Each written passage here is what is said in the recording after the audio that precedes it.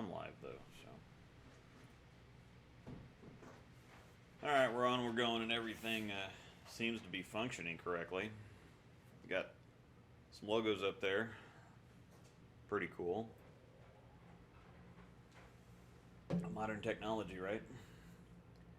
I'll repeat this again later, but let me see. Okay, is that better? You hear me now? Can you hear me now? Can you hear me now? Drink of choice is LaCroix sparkling water, and the flavor is pamplemousse, whatever the crap that is. I mean, it's grapefruit, but it says pamplemousse, so I don't know. It's good, though. I've also got some lemon sparkling water for later, because I can't have the good stuff. Let's see. So, yeah, it's finally officially Phase 3 release weekend.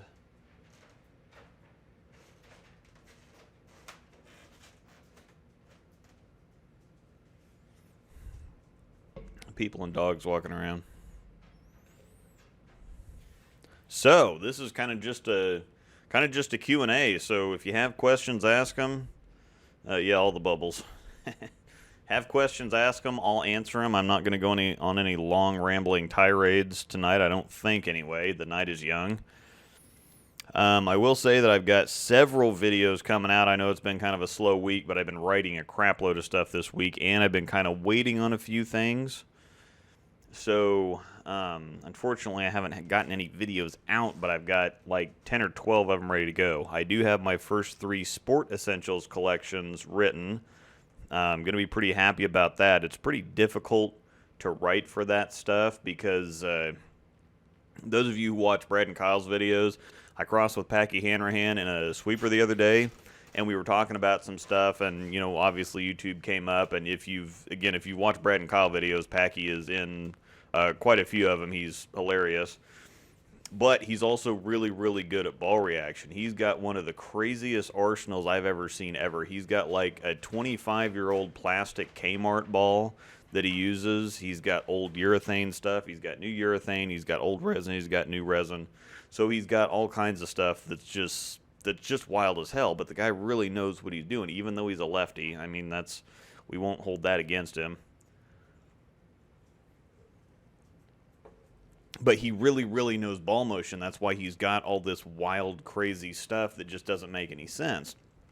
But we were talking about YouTube, and he's like, well, how, you know, I think Brad and Kyle's coaching membership came up, and he said, well, that'd be really hard to do with somebody go through video and whatever else if you don't have them right there. He's like, I'm sure that you get asked all kinds of crazy questions, like, how many can you actually answer? How tough is that? And I said, well, yeah, there's a bunch of really tough questions, obviously not being able to see what somebody bowls like or see what conditions they bowl on or being familiar with that. You know, sending me a 15-second clip on Facebook Messenger or something helps a lot more than just, hey, recommend a layout for this ball.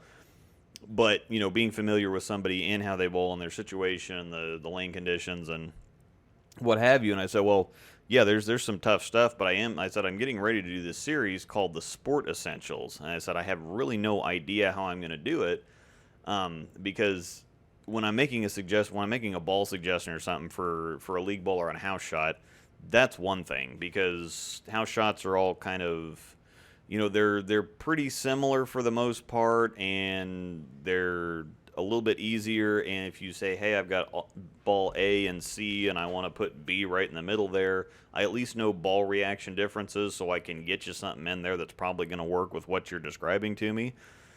But I said, you know, when you're trying to make a video about balls for sport conditions, I said it's a whole different animal. He's like, yeah, I mean, I guess it's a good thing there's only like 8,000 different sport patterns out there. And I said, yeah, pretty much. That's the trick there. So how I'm going to do it is collegiate bowlers build their bags based on a numbered system. They have their 1 ball that's their big hook monster, their 2 ball that's a pretty strong ball, usually symmetric, but they have, you know, the 1 balls are their big asyms, or for the high rev guys, just a big symmetric like an idle Phase 2, something that's going to hook, their big hook and ball.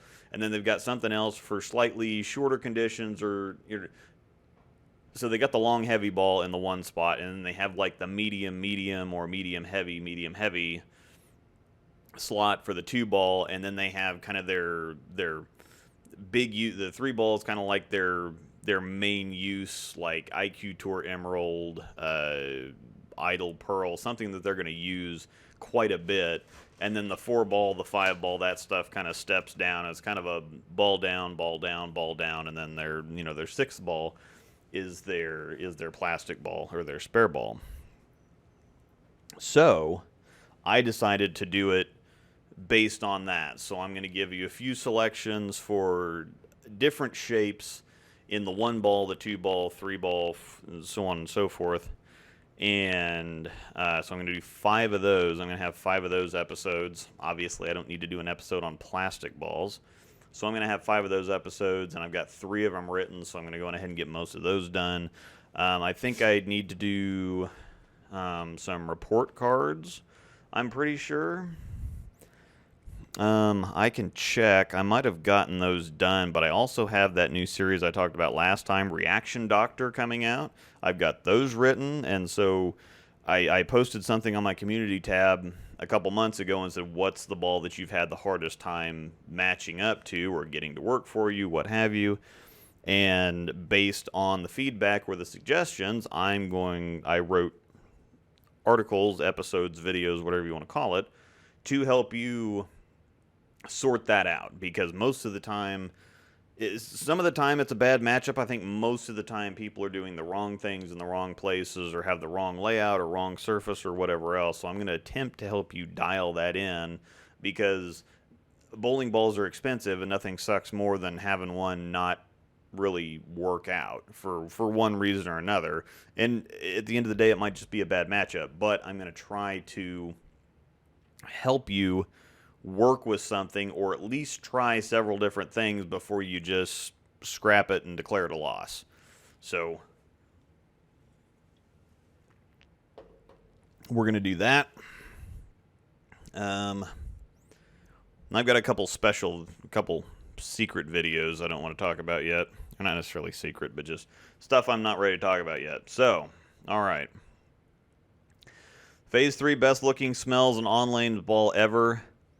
Maybe. It's going to be up there. Now, it is interesting that the other thing is in 2 weeks. 2 weeks from today, I'm going to be down in Wichita with Corey Clausing and Austin Bolds. Probably just Austin Bolds. I don't know if Corey wants to sit in too, he can sit in. But Austin Bolds is another Storm staffer that's down in Wichita. And so we're going to go down there. They had an idea, said, hey, it'd be fun if we kind of did a little collaboration thing and did a top 5 of the year and then like a top 10 for the decade, since we're done with the 2010s now. So we're gonna live stream that from North Rock in Wichita. North Rock is one of the cooler bowling centers that I've bowled in. And so we're going to do a live stream from Wichita. We each made our own top 5 and top 5 2019 list and top 10 for the decade list. And we're not going to exchange lists beforehand. And so what we're going to do is he's going to have his top 5, I'm going to have my top 5, and then we're going to try to agree on a top 5 together. And then we're going to do the same thing with the top 10 for the decade. So I don't know what time that's going to be. Probably like noonish, 1 o'clock or something on December 28th. I know it's kind of a Christmas weekend and whatever else, but at least once it's done live, if you don't catch it live, then you can always come back and catch on the flip side. Of course, the Bowling Fix is one of the other up-and-coming channels out there. So definitely go check them out. Couple more channels. Again, I'll reiterate, James Niffen Jr., Shimwrecker Enterprises, Shimwrecker Reviews, whatever you want to call it. He's got a great mind for ball reaction and explaining things a little bit more technically, but explaining technical stuff easier or more understandable. So he's a guy that gets pretty deep into things, but very interesting if you want to go check him out. And then, of course, some other stuff. Josh Shoemaker, Kenan McFalls, DH Bowling, Cassie Williamson, Shoemate, Kari Brunner, I think. Several more. So Phase 3 is the best looking, really, really close. If it's not, it's top 3 anyway. I'd have to do something. I'm a really big fan of my Halo Burn. That looks completely epic. Super Idol looks really good too. Of course, the overseas stuff always looks cool. But yeah, this one's a pretty good one. Let me pick it up here. I've got it. So that's what that looks like, and that side, and that layout. If you can see that, I can't hold it much closer, but I'm pretty sure you can see that. I can see that. Yep. My layout. So, yep, it looks pretty good going down the lane. It smells pretty good too. So, big fan, super happy. I also found a Phaze tour. Thank you very much, James Yoon, or Korean James as I know him. So, yeah, I hope that worked out. Yeah, I've got my logos and everything kind of pasted on top of the video, so and make sure everything kind of stays under that.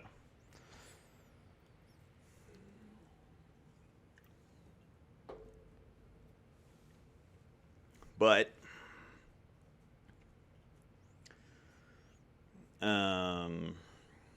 yeah, it's definitely up there, and it reacts great. I'm gonna drill another one. This one, even though it's pretty boomy, I want to go with a stronger layout on it. At my home center at Westridge, the back ends get soft during league, and so this one just is. I actually I drilled a new physics, and I got that out last night because this one I just happened to help it just a little bit too much, which is kind of funny. I'm trying to imagine helping this, but I'm going to drill a stronger one because I need one. All right, what's your dual angle layout for your ProMotion? My dual angle layout, let me see, it's 5-inch pin, so it's 5 by 5 by 3, so it's going to be a longer drilling angle. So James would know. He would know the conversion. It's something like 75 by 5 by, and then 3, so it's not quite 40. So 70 to 75 by 5 by 40-ish. So I think that's about close.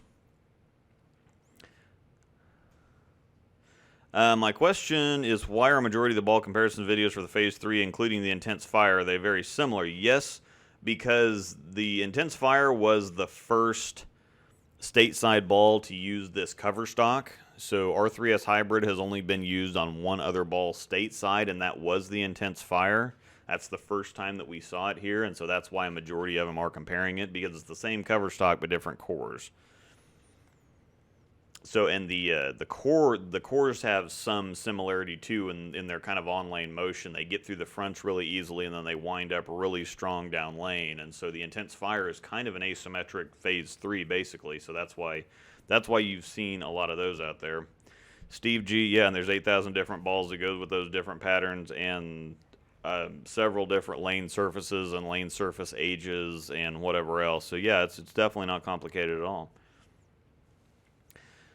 All right. Lane conditions, the center I bowl at have been like dirt mid to second game. R2S has been flying on the back end. R3S would probably be too strong if I got the P3. Probably.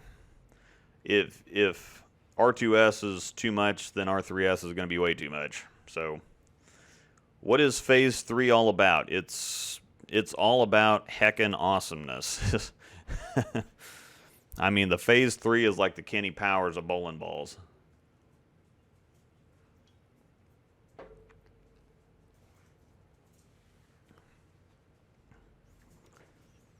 So, yeah, it's a very... R3S Hybrid is probably the cleanest and most responsive cover that Storm makes, probably on paper or by statistics.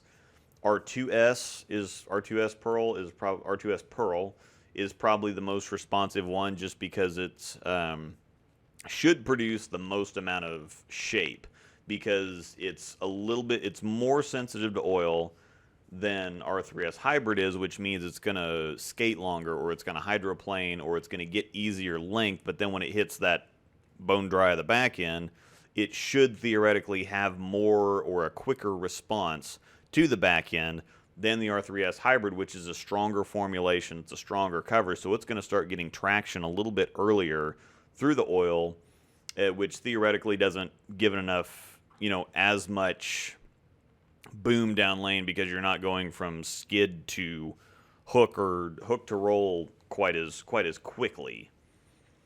But it still is, for me, it feels the most responsive, or it feels the strongest pearl cover that they have. So, and then the velocity core, of course, is a really windy, really continuous. It almost looks like it accelerates on the back end. So it's all about awesomeness. Best symmetrical bowling ball out there is still the Phaze 2. It's still the Phaze 2. It's the most versatile. If I had to go, and this is the big question, if you had to go anywhere and didn't know what was going on and could only take one ball, what would you take? That, for me, would be the Phaze 2. Possibly the Idle Pearl. But that's a tough one. Depends on what it's on. If it's on a sport condition, I'd take the Phaze 2. If it's on a house shot, it'd be a toss-up between that one and the Idle Pearl. It really depends. But this is definitely one of the best. But I think the Phaze 2 is still king. Over under 3 years before the Phaze 3 gets retired, I've got to say over. I just don't see how this ball can get discontinued, or if it does, people are going to be raising hell. It's Phaze 2 IQ Tour high road level stuff. I mean, we should be 5 years from now still talking about this. When the high road has its 15th birthday, in 4 years from now, we should be talking about the Phaze 3 being 4. I mean, honestly. So that's what we should be talking about.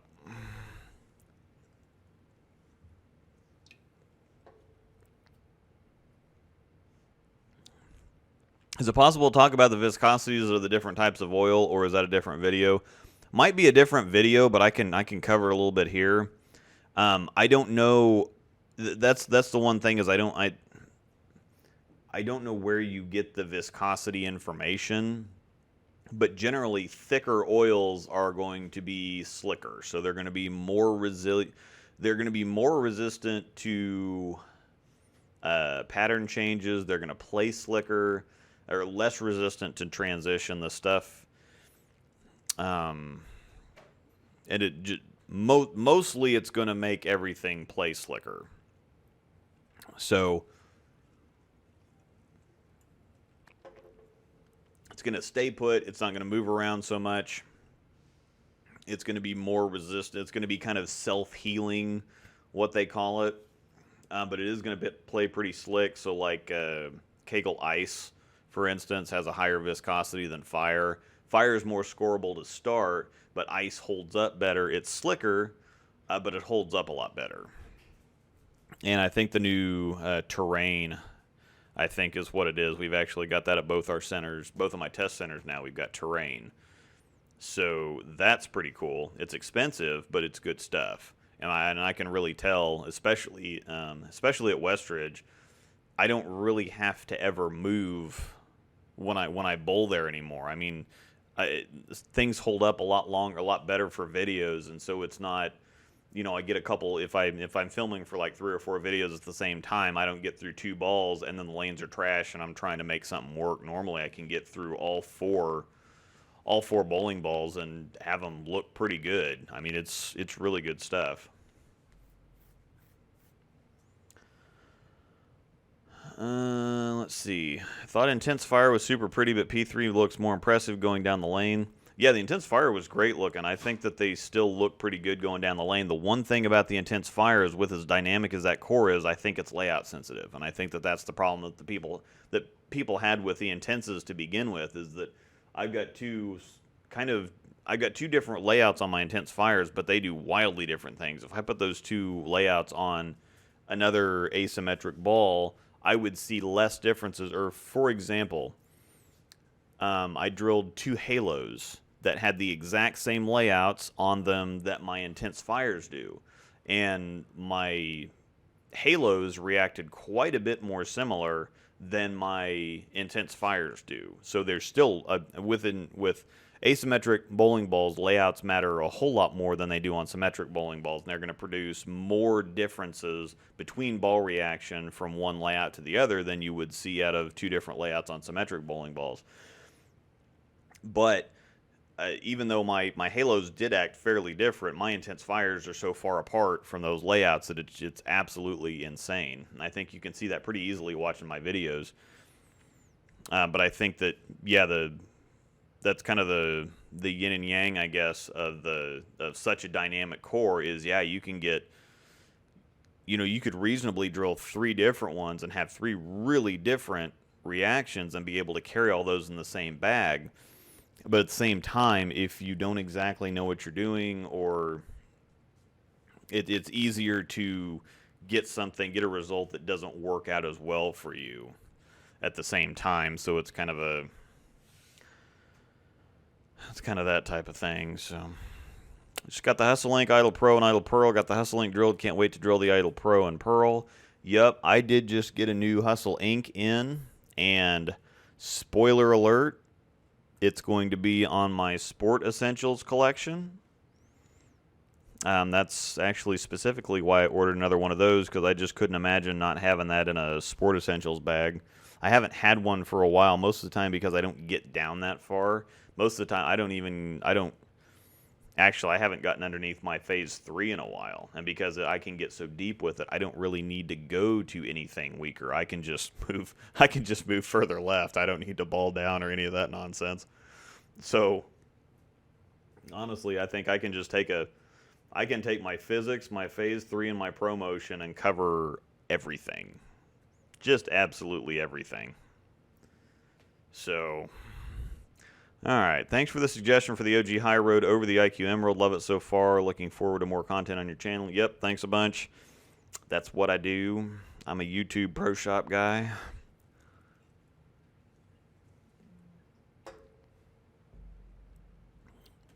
So,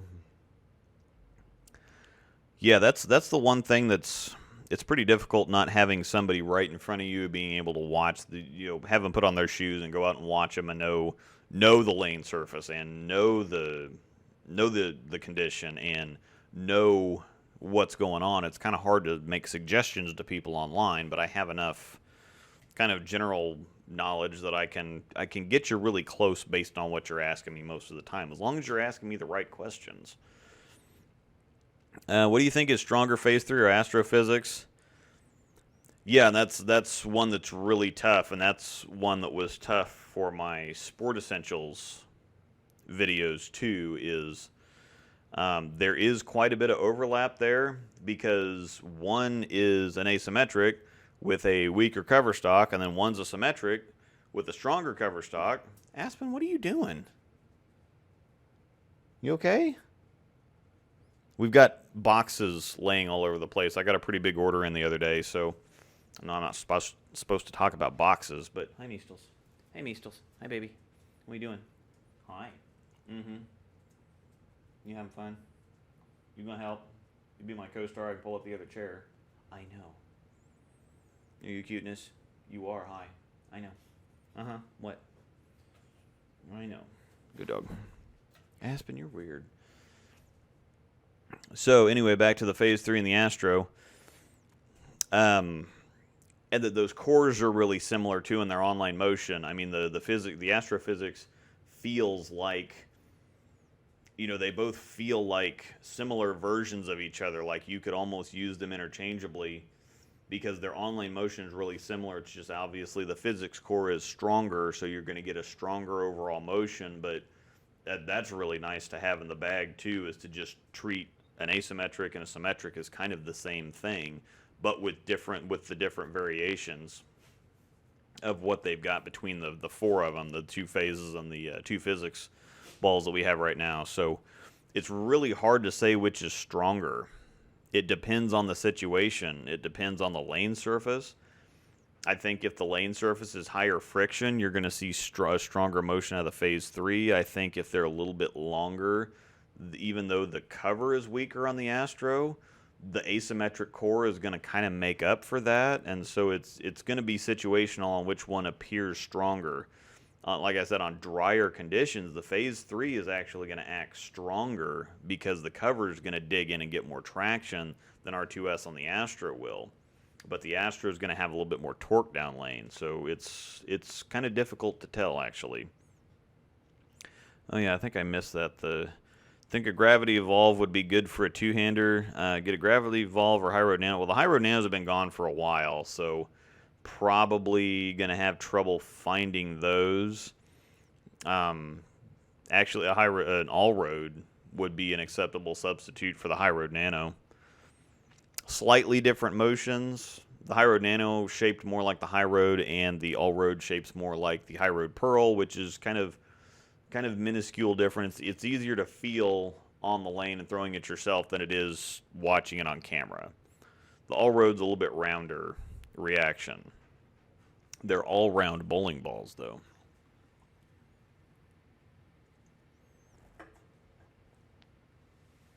Ah, yes, Kenny, thank you for that. The 5x5x3 conversion. I knew it was something somewhere in that neighborhood. Cool, I appreciate it. The spec cover I think is really good for two-handers in general because it's going to give you hook without giving you overkill on shape.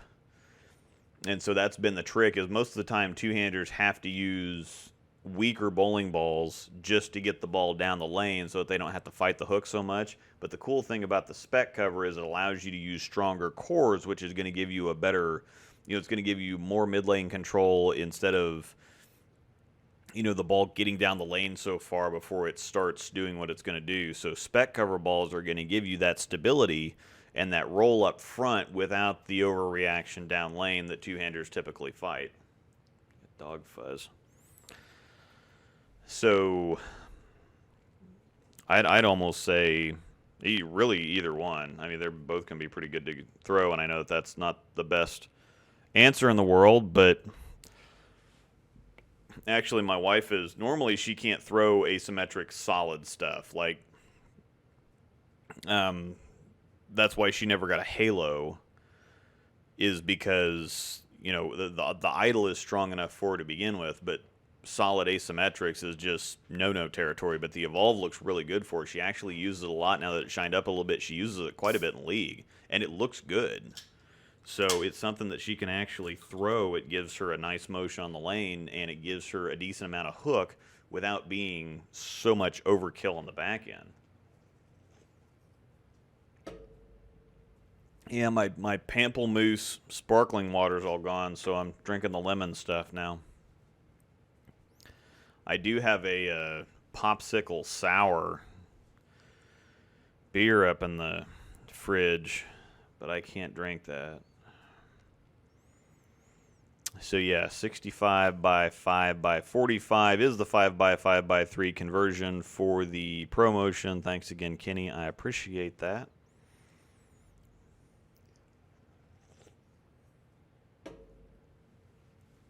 James Niffen also has a conversion template for that too, and I don't get that into. I want to make sure that if I want a specific layout on something, I want to make sure I can replicate it, but at the same time, I do the kind of the finger method most of the time because I understand where my track's going to be at and what it's going to make the core, how it's going to make the core rotate, and where the stuff's going to come out at. So the specific numbers aren't that important, especially if I'm just bowling on a house shot. I mean, you can miss by 10 degrees one way or the other, and probably a half an inch on a symmetric ball, half an inch of pin position one way or the other, and you're not really going to notice the difference. The difference is going to be more up here than it's going to be on the lanes. So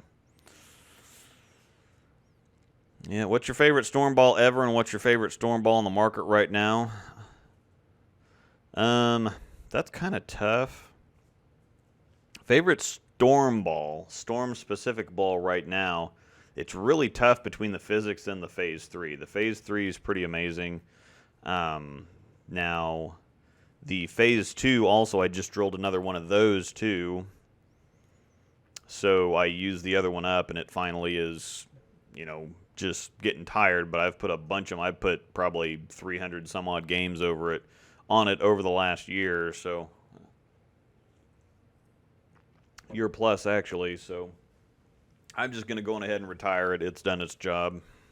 So I got a new one. Actually, I'm not totally going to retire it. I'm actually going to leave it shiny and kind of weaker.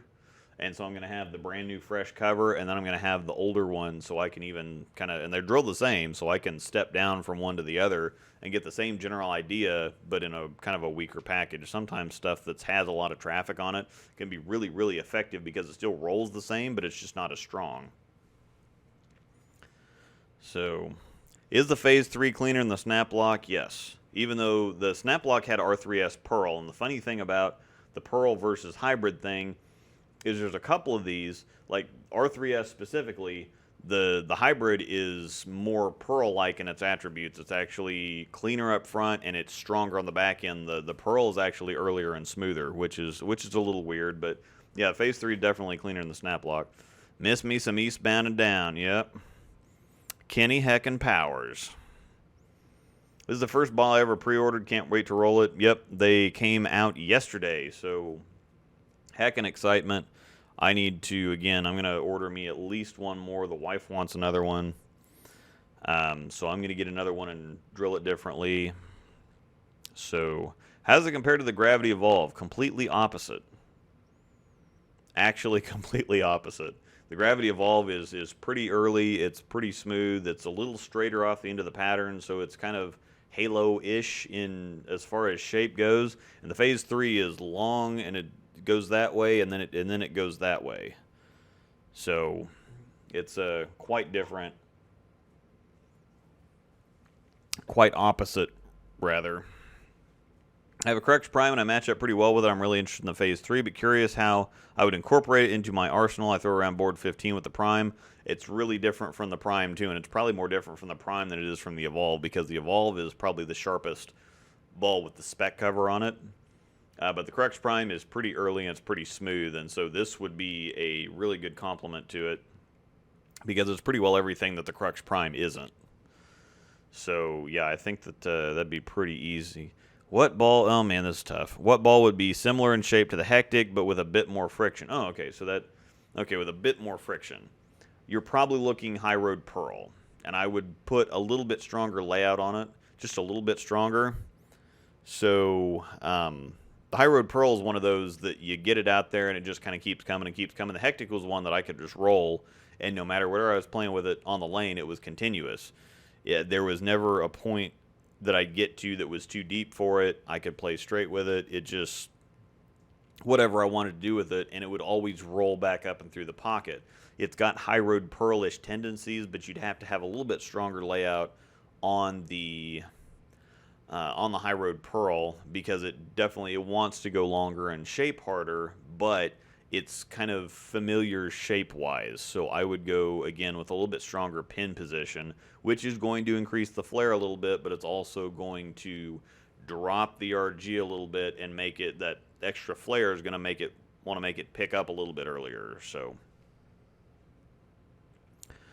yep.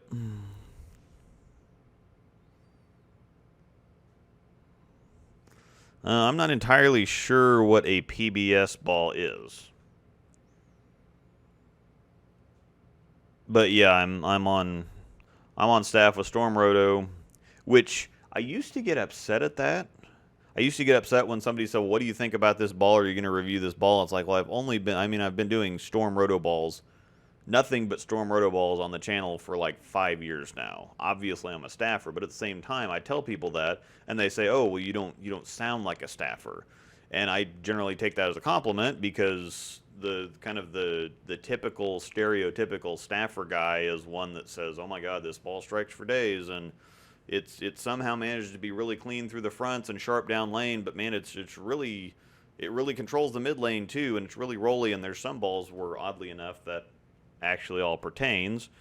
like the MVP Pearl, it's one of those staffer guy balls where it actually kind of does all that. It's really heavy and rolly, but it's got a really clean cover on it, so it does get through the fronts, but it rolls really heavy, but it's also kind of sharp down lane, so it's the perfect staffer guy ball. That's just kind of that's one of those blind squirrel finding a nut type things. But generally, people will tell me that they ignore what staffers say a lot because, well, they're going to talk up everything and act like it's the greatest ball in the world so that they can keep their contract every year. So I have taken that kind of as a compliment when somebody doesn't know that I'm a staffer. So I usually start with the IQ Emerald on the fresh. Where does this ball fit in? It's quite a bit stronger than the Emerald. I actually drilled a new Emerald too. I had a big drill day the other day. It was kind of fun. Normally I just kind of, if something's new, I'll drill that. But generally I don't drill a whole bunch of balls at the same time. But I had some holes in the bag that I'm looking at. I'm looking to replace some things, try some different things. I've been working on my mechanics quite a bit. And figured out that I had holes more in layouts and less in ball reaction. I had some ball reaction stuff covered, but I didn't have enough variety of layouts. I tend to get on something that I really like and go with that. And I noticed, a lot of my stuff has been pinned down lately. And so, whoa. I got $15 from somebody. Jeremy Smith. Thanks a bunch, bud. Great show once again. Great job with all the info. I appreciate it. I have more info coming soon. I have some good stuff coming soon. I have some really good stuff coming soon. So the Sport Essentials, I'm really happy with how they're turning out so far, and that's going to be some good information instead of just, bowling ball commercials or promoting bowling balls or whatever. But it's just, I'm a pro shop guy, so that's kind of my thing, is describing the differences between the balls, because it's not all just about, oh, this ball's great, go buy it. You're going to buy a ball anyway. I just want to help you pick the right one out, or as good a one as possible. And you don't necessarily need a new bowling ball. Nobody really needs a new bowling ball. Everybody can make the one that they have work, but it's just like anything else. If you enjoy doing something, if you want to get into it, you see a ball that you like the way it rolls, you're just out there to have fun anyway. Not everybody wants to go pro. Not everybody wants to bowl regionals and sport patterns and stuff. They just want to be able to get done with their day job and then go relax. They don't want to... bowling's supposed to be a hobby, and for most people, it's kind of what gets them away from, you go have some drinks and hang out with some people a couple times a week and buy some bowling balls and whatever else, and, it's supposed to help you relax, not make you work harder, and not get done with work just to go to work. So that's what I try to do, is you're going to buy the stuff anyway, so I'm going to help you out picking it the best that I can and show you the differences as best as I can. And several different videos and comparing several different balls and maybe a couple different houses and conditions and whatever else. It all helps, even though it's kind of tough sometimes to get a read on just watching a video. Because I was talking to somebody last night and he said, well, it's hard for me to get a good read. He actually wanted me to throw the Phaze 3. I was doing some filming for my for the Sport Essentials. I was doing some filming last night for the Sport Essentials stuff, and he wanted me to throw the Phaze 3 because he's like, well, I have a hard time because everything kind of looks the same on video. And I said it's actually really funny because I'll do some filming, and then I will go on ahead and write my article write my video based on the reaction that I saw and that I felt, and I'll get to watch it on video, and I'm like, well, those are actually kind of backwards. Like, I think I was doing something with the High Road X, and I thought, well, okay, well, it's a little bit rounder, and the High Road's actually sharper, and so that's how I wrote the video, and then I got to looking at it on film, and I'm like, well, the High Road's actually not booming as much as the High Road X, so I'm really confused now. But sometimes stuff feels different in your hand and on the lane than it looks like on film, and so that was one of those specifically, the High Road X was one of those really funky ones because I thought that the X was earlier and rounder and smoother, and that the High Road was longer and sharper, and it kind of looked the opposite on film once I got to it. So, weird. Thanks again, Jeremy. Appreciate it. Rambling off. Back up to questions. I see a George Guinea sighting. So yeah, I usually start with the IQ Emerald on the fresh. Where's this ball fit in? It's quite a bit stronger. I used the IQ Emerald in League, and it was just a little bit last week. And I also used it in a tournament. It was just a little bit too weak for me to use it, and so I stepped up to the Phaze 3, and that worked out quite a bit better. So this one's quite a bit stronger. Well, I would say it's probably 3 to 4 boards stronger, but it's most noticeable on the back end movement. It's quite a bit stronger on the back end than the IQ Tour Emerald is. So how do I adjust on tough lane conditions? That's a tough one because there's so many different things that you have to do on tough lane conditions. It's not so much about moving left or moving right. It's about, increasing your ball speed or decreasing it, or hitting it a little bit more, or being firmer with it at the release, or being softer with it, or changing your wrist position just a little bit, coming a little bit more up the back of it, or getting around it a little bit more, changing your tilt, all kinds of different things that some guys that I bowl with do really, really well, while I'm still just working on repeating one set of all that stuff. So, yeah, adjusting on tough lane conditions is unfortunately an experience-based thing.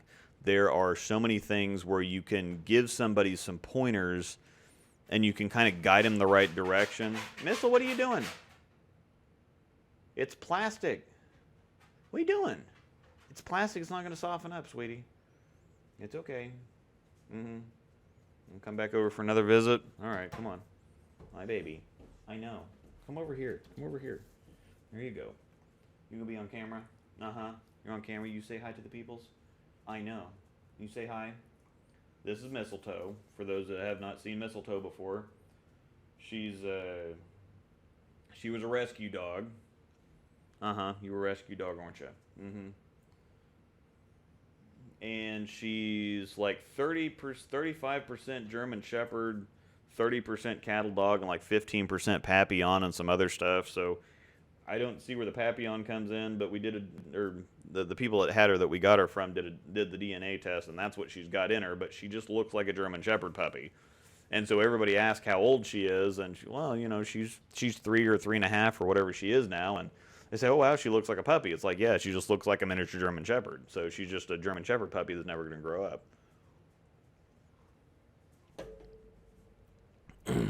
But, yeah, adjusting on tough lane conditions, it's kind of experience-based, and that's the thing, is there's no substitute for experience. You just got to get out there and do it.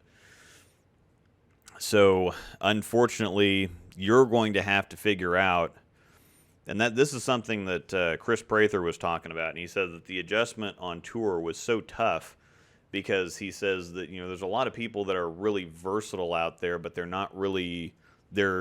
jack of all trades, master of none.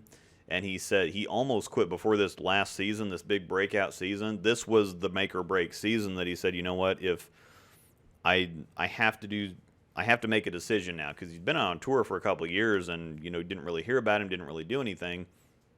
And he said, well, this year, if it doesn't get any better, if I don't actually kind of make a living at it, I've got to do something else and just be a, weekend warrior. And he said the one thing that really did it was finding what you're good at and getting really, really good at it. Because if you'll notice on tour, the guys that are the most successful are really good. I mean, they're versatile too, but they're really good at doing one specific thing. Versatility will help you minimize the bad games, but being really, really good at what you do best will help you go bigger in the games where everything's kind of clicking or coming together. So he said, and that was the big thing, is finding out what I was good at and just getting stupid good at it.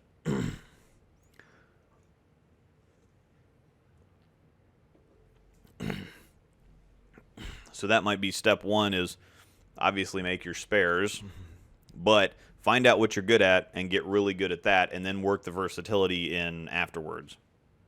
Oh my God. Somebody else, Keith. Thanks for all you do. Great channel. Hey, I really appreciate that. All this stuff really helps. It really does. It's greatly appreciated. There's a lot of, I've said this before, there's a lot of time and expense that goes into this, and I wouldn't be doing it if I really didn't love it. But to actually just be a time cost instead of a time and personal cost to do it all helps out a bunch. So I really, really appreciate the donations. I still don't know what this, I know what the super chat thing is, but there's like super stickers, and I don't know what the stickers thing, what's going on with the stickers thing. So I don't know, but thank you, very appreciated, very appreciated. All of it goes right back into the channel, by the way. So I'm always upgrading things, updating things. Again, that's, you know, a big part of what where this camera came from. That just crystal clear. If you go back and watch some of my old videos, I think that's another series I'm going to do too. Is go back and watch do like a reaction thing and watch some of my old videos, because I've had to do that here recently. And think, my God, they were really. I thought that the video. And that's what people had told me before is, oh, wow, that really, you know, what camera do you have that looks really good? And I'll go back and watch it now, and I'm like, I can't even see anything. Like, I don't know how anybody watched these, let alone said that they were good or anything. I don't know how I have subscribers. So yeah, that's where all this stuff comes from. So all the upgrades and the quality stuff and whatever else is in thanks to everybody in my Patreon subs are the biggest part of that. I've got to give them, because they're consistent every single month, and so I've got to give my Patreon subs the biggest shout out and thank yous, because that's what really drives progression on the channel and the ability to do all this different stuff. But obviously the direct donations like this are pretty heckin' cool, so thank you. Let's see, Jillian. What's in Angel's bag? Does she still have a bag? Does she have a bag for sport conditions?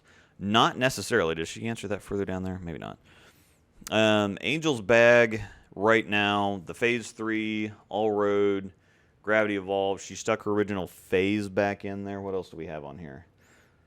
IQ Tour Emerald, that's one of her favorites right now. So IQ Emerald, Phaze 3, gravity evolve, all-road, and the Phaze are what's in there right now. She does have a few other things that she likes to throw. She likes her Crux Prime. She's got an overseas green idol that she likes to throw, the lime one. She likes that. She also has an Optimus that she likes quite a bit. So we kind of shuffle things in and out for her. But she's got several that she likes right now. And as far as her sport bag goes, most of the time we just put some bigger hook and solids in there. So she'll take that idol and she'll take the Crux Prime, in addition to stuff like the All-Road, the IQ Emerald. She has slower ball speed, so she doesn't really need stuff that hooks so much as she needs stuff that's just not crazy down lane. And so the spec cover balls are a big help for her. She doesn't have a Phaze 2, though. That's something we've been talking about for a little bit here, is that she doesn't have a Phaze 2. Now, she does have a Pro Motion, which she likes. She doesn't throw that a whole bunch, but it's pretty smooth. So if we get on something tougher, that would definitely go in the bag as well. She doesn't necessarily have a sport condition bag. We just kind of decide on what we're going to that day. So on the fence about getting an Idol Pro to fit between the Phaze 2 and IQ Tour, or to get a Phaze 3 to fit as a move left ball that I really don't have right now. What do you think would be better? If you've got a Phaze 2 and IQ Tour, I think that the Phaze 3 would give you a look that's more different. And that's what I was talking about as far as my arsenal diversity. I've been taking a lot of the same shapes drilled the same way. And so it works fine on house conditions, but when I get on something different or a little bit tougher, I don't have the kind of... I lost my phrase there, the fringe, more fringe reactions that I don't have in case I need them. And so that's why I drilled some different stuff, and that's why I'm drilling another Phaze 3 with a stronger layout, because I really like this layout, but I need something that's different. I used a layout on my IQ Tour, my new Emerald that I never used before. I'm pretty sure it's 4.5 pin length, and it's like I think it's like 4.5 by 4.5. So it's a pin down, but it's a stronger pin down than I normally do. My new physics is 5 by 3.5 by 2.5, so that's a really strong layout. I'm going to go 4.5 by 3.5 by 2.5 on an astrophysics. because I don't have those get left and really, just strong reactions. And so when I have had to move left because of head friction, but the back ends are carrying down a little bit or the pattern volume's a little bit heavier, I don't have anything to get through that when I need to get deep and fling it or throw it harder or get something to come back up. The pin down stuff, I've got to roll a little bit more, and so it's okay for wetter conditions, but they're still a little bit slow. But on drier conditions, I still have to roll them to get them to tip, but I've got to be faster with my speed to get them through the front. So if I have something that's stronger down lane, that lets me throw it harder through the fronts. So that's a little bit tough. But I think that the Phaze 3 would create more difference between your Phaze 2 and IQ Tour than the Idol Pro would. So I would suggest Phaze 3. Not because it's new, because it fits. George Guinea just bought a Phaze 2 and bold this past Thursday, shot 751. I love it. Ordered P3. Can't wait to roll that one too. Keep up the great work. Cool. Yeah, definitely. The Phaze 2, it's at this point, it's kind of like the high road. Everybody's like, well, I mean, it's the Phaze 2. It's been around forever. I know that, but I want to throw something more interesting. And then they eventually get around to, like, I think it was a year and a half of being a staffer before I drilled a high road, because I'm like, well, it's the high road. It's been around forever. It's just a high road. And now I've had like 5 or 6 of them. So same thing with the Phaze 2. So I understand that, but by the same hand, how do we know 100% all the types of bowling balls they do or don't have? Not entirely sure what that means. But I think I saw someone down there. Tut. What's Angel's League Arsenal? I just covered that. Let's see. Have a mutant cell and it hooks enough when it hits the friction, but if it is just a touch too far left, it doesn't come back. Okay, yeah. That was connected to the other question earlier. The mutant cell, it hooks enough when it hits the friction, but it's just a touch too far left, it doesn't come back. Yeah, it's going to be it's a stronger ball, and so it's going to be smoother overall. So you might be better going like all road instead of, I know you said something about a high road nano, but those are discontinued, kind of hard to find. So I just go with an all road.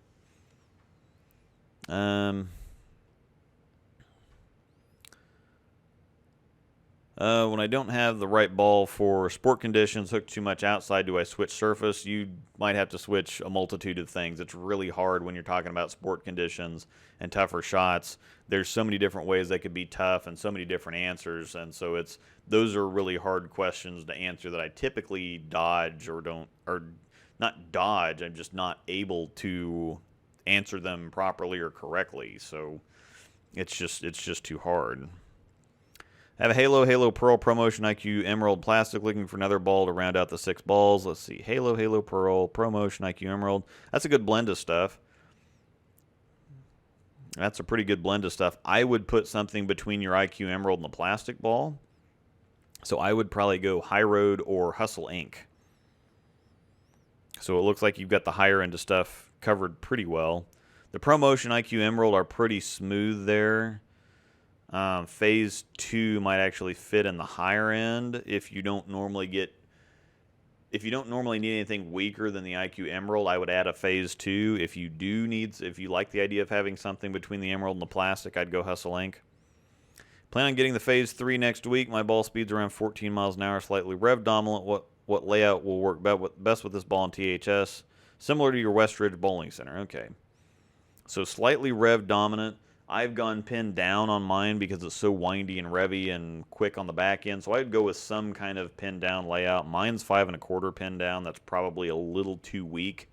So 4 3/4, 5 inches on the pin to pap, and probably 4 to 4.5 on the pin buffer, or 70-ish, 60, 65, 70 on the valve angle.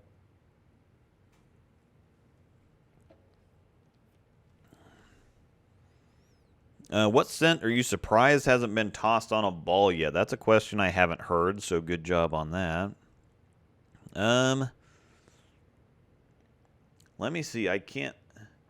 I'm not, bacon would be the obvious answer, but I think that trying to get an actual bacon-scented ball and then have that in the bag, typically the more cloying scents aren't really popular, and so I think that they've kind of gone away from those recently.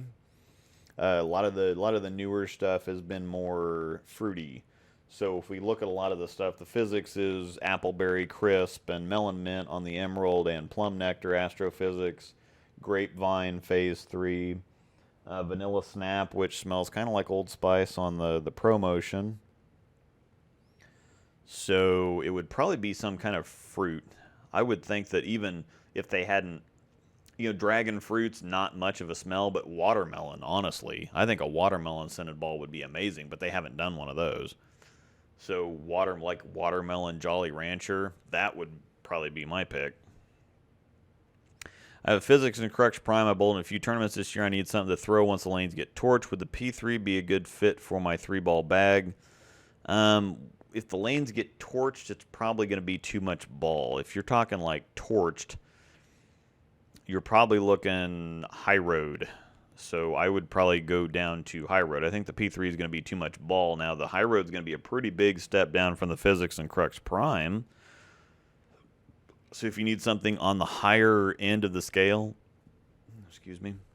higher end of the scale hook-wise, the P3 would be a really solid step down from the balls that you already have. But if we're talking true dry lanes, you'll need something more like a high road. Getting the P3 for Christmas and ordering a P2 to go with it. Yep, that's one of the best ball combinations out there aside from like the Idol Pro, Idol Pearl. So, yep. Had the Phase 3. It's a great ball. Practiced with it earlier today and was very happy with its response. I throw between 18 and 19 miles an hour two-handed. Yeah, that's big revs and fast speed. It's going to be a lot of fun to throw. So, what's Angels League Arsenal? Just answered that a little while ago, but I'll cover it again here. Most of the time, last night, let's just go with what she took last night. She took an original Phaze, the newer batches. She took a Phase 3, All Road, IQ Emerald, and her plastic ball. So that's what she took to League last night. Heard different things. Oh, okay. Let's back up. Have an old Hectic, but want to get a new dry lane ball that hooks the same as the Hectic. What do you recommend? There's nothing out there right now that is really super close to the Hectic. The Gold Hustle is probably the closest one. If you want a really good dry lane ball, I'd check out the Tropical Surge, the hybrid one. I don't know which one that is off the top of my head. I think it might be the Black Cherry one. But the hybrid Tropical Surge is basically the ride that we had a couple of years ago in the Hotline, which is amazing. So it was probably the best true dry lane ball that I've ever thrown. The Hectic covered a little bit more oil, but the ride was amazing. So I have a Sonic All-Road Idol Pearl MVP Pearl order to Phase 3. What else would you recommend? Let's see. Sonic All-Road. Okay, so you've got a bunch of shiny stuff. I'd stick an IQ Tour right in the middle there, or perhaps an Idol Pro. Something solid with some surface on it. Is the P3 stronger than the Idol Pearl? Yes. I would have to say so. The Idol Pearl is a step down to my Phase 3. I do have my Phase 3 is drilled the same as my Idol Pearl. And so, yes, I would have to say the Phase 3 is about 2 to 3 boards stronger than the Idol Pearl overall, and it's quicker on the back end. Heard different things, but is it more for medium heavy or more of a medium volume? I think it's more of a medium bulb, just because of how clean it is up front. It definitely does need oil up front. I was talking to James Niffen about it the other day. He's like, yeah, the lanes got kind of torched, and it just wouldn't get down the lane. I said, yeah, there's a pretty clear line or limit to it. It's got to have some oil up front. As long as it has a little bit of oil, it's going to go for days. But if there's just too much friction for it, it's not going to make it down the lane, and it's not even going to attempt to make it down the lane. So at least that's very helpful, instead of having something, well, it looks okay, but there's not really clear information one way or the other. This one gives you crystal clear information. It's either you can either throw it or you can't. That's just the story on that. So I would say it's more of a medium volume ball. It can handle medium heavy volumes if the pattern length is more medium.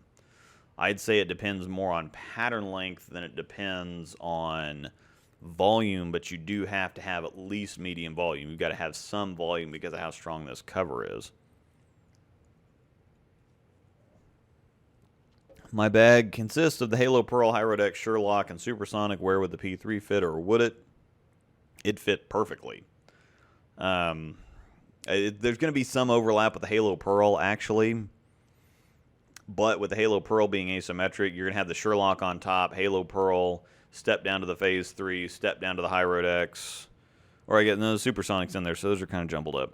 Let's see. Sherlock, Halo Pearl. Actually, Sherlock, Supersonic, Halo Pearl, Phaze 3, Hyrodex. So it's a little bit weaker than the Halo Pearl. Definitely quite a bit stronger than the Hyrodex, but it'll fit. Love my old Rising Star. After the Uproar replacement was a disappointment, I pulled the Rising Star back out. Would the MVP be a considerable replacement? I don't remember much about the Rising Star. The MVP is strong on top of strong, so I'd have to think the MVP is going to be stronger than the Rising Star. Let me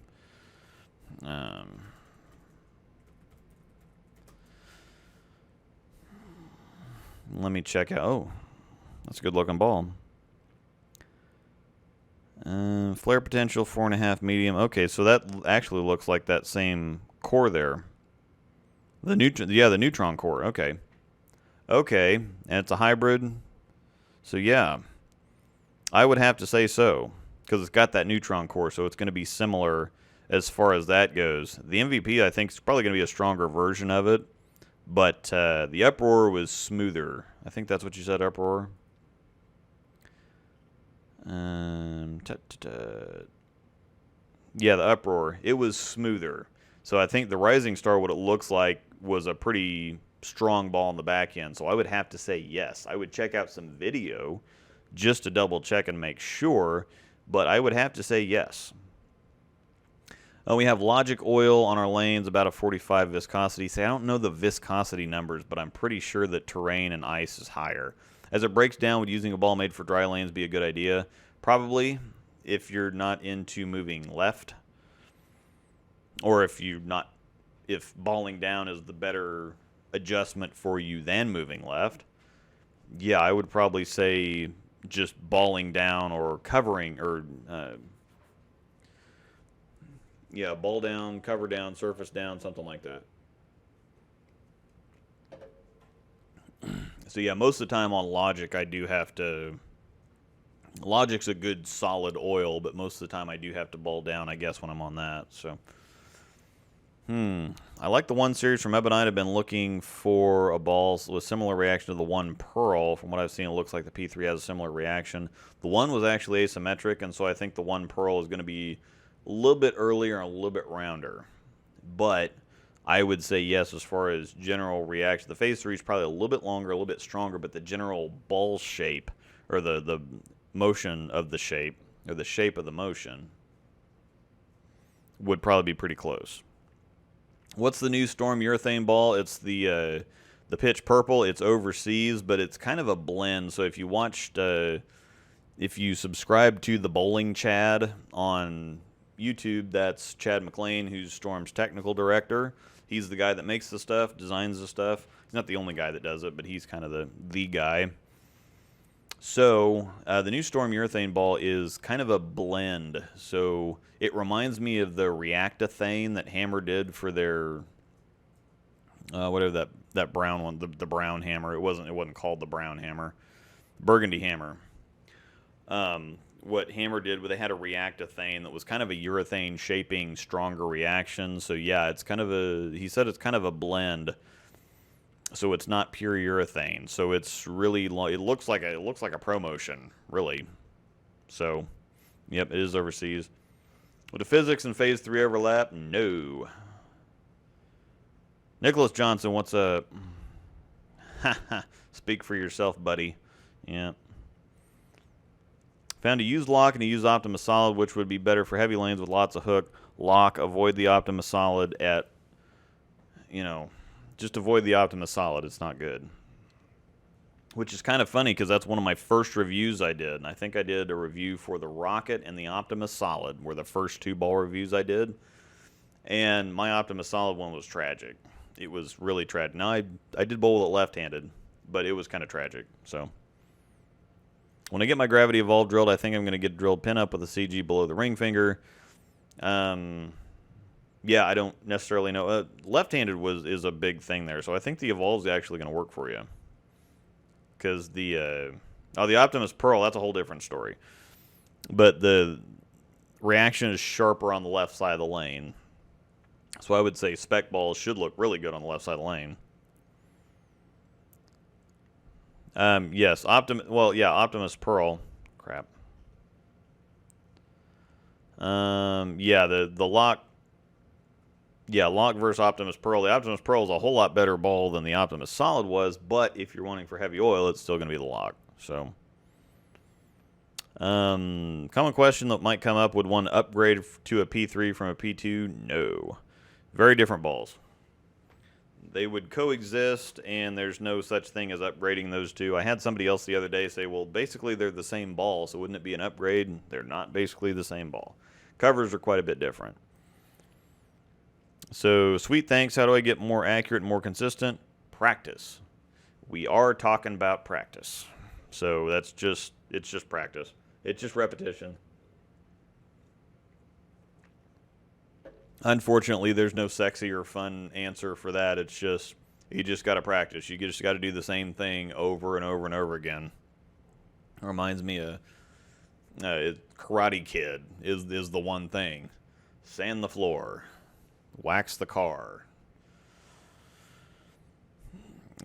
Paint the fence. That's just kind of the thing.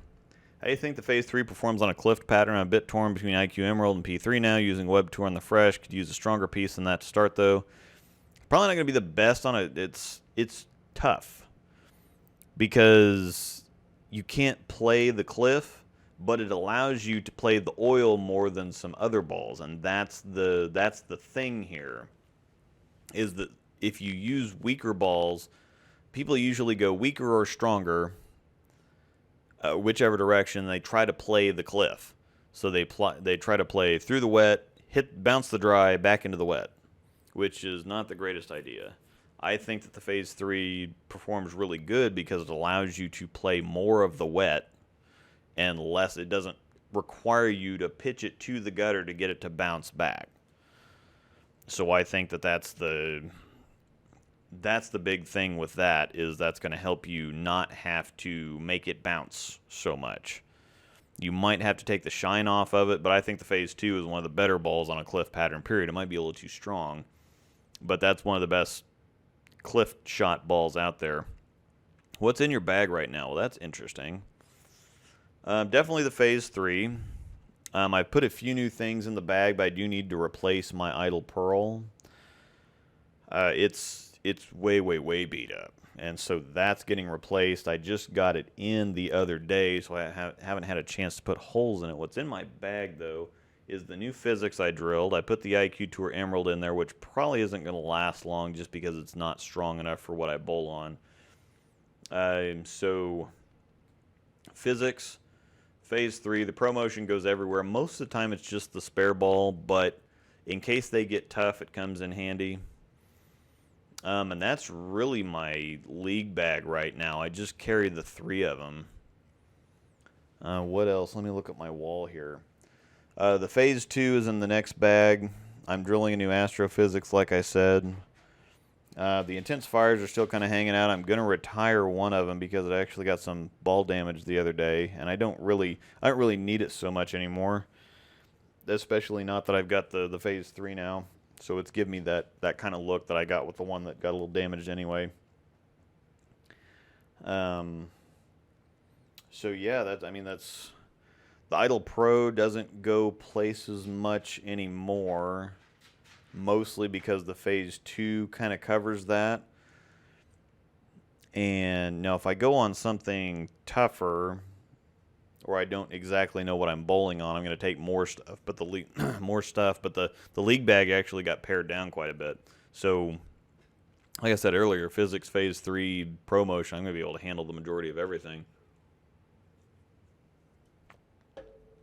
Phase 2 idle pearl and maybe the Hustle ink, but I've got to drill that. I've got to drill a new Astro. I actually got a new Hybrid X too that I'm going to check out.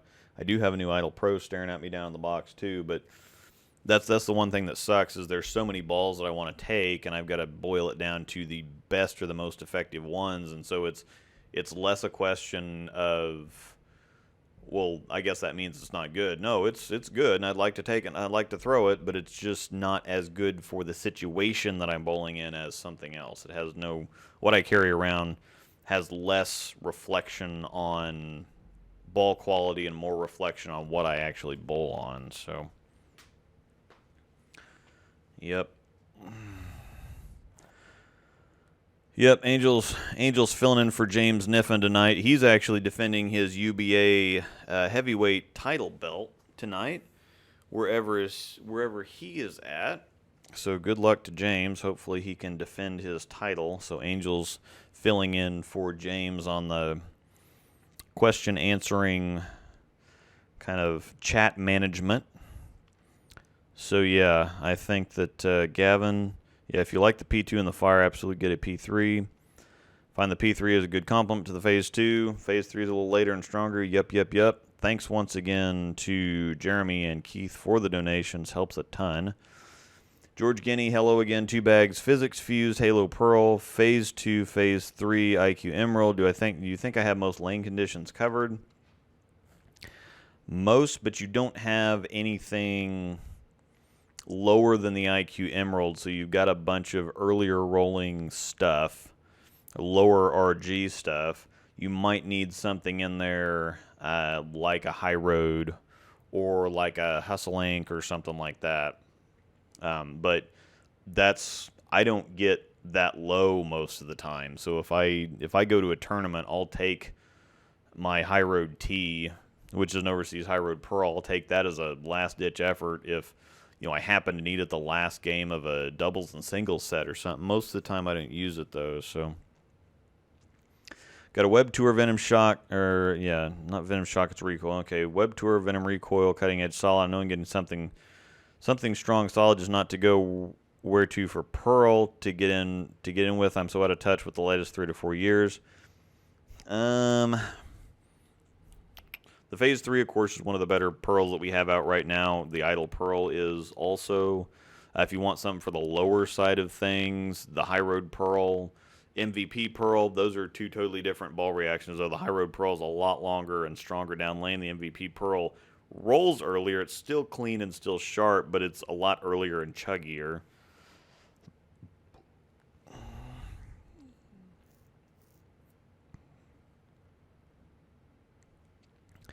Jack Easom, what's up, bud? I got to meet Jack last night. He lives here in the same town, and he shot his first 300 recently with a physics, so congratulations once again. I'm probably getting to this question like 30 minutes after you asked it, but I know you've probably got this question a lot, but what's your favorite ball of this year since the year's coming to an end, and why?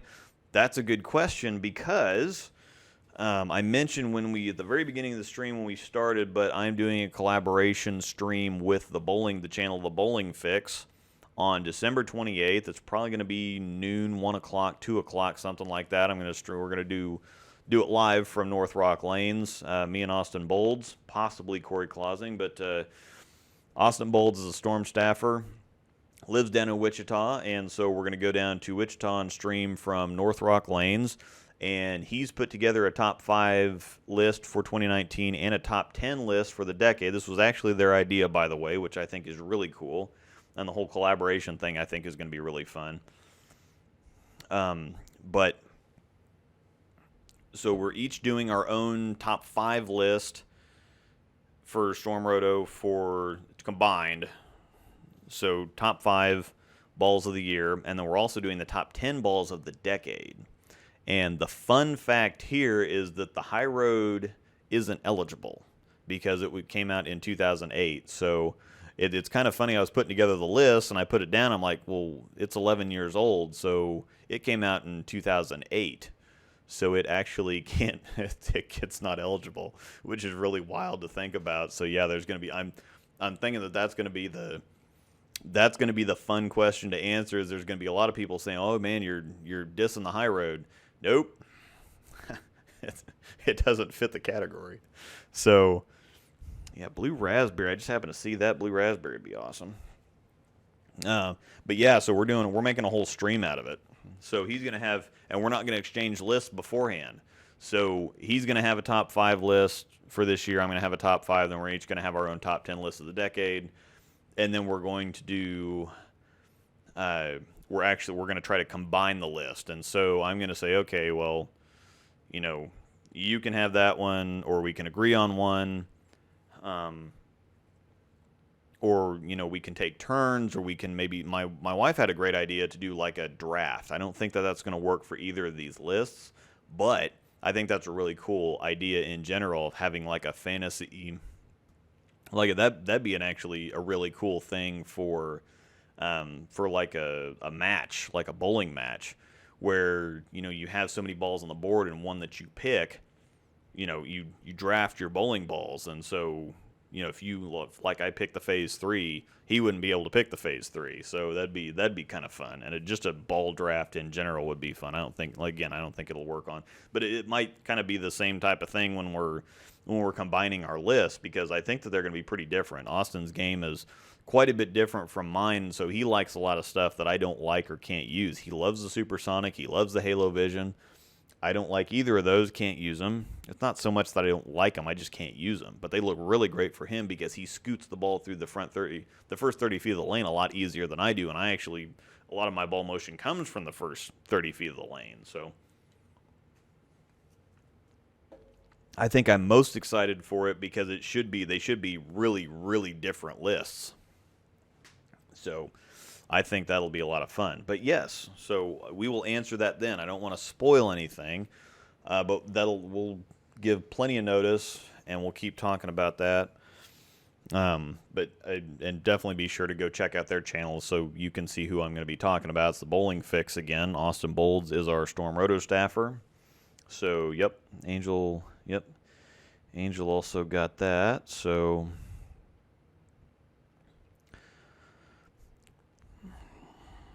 As a specialty layout, do you think the ProMotion would be a good candidate for a 1 to 2 inch pin drill? No, and the reason for that is it's already really, really crazy smooth to begin with.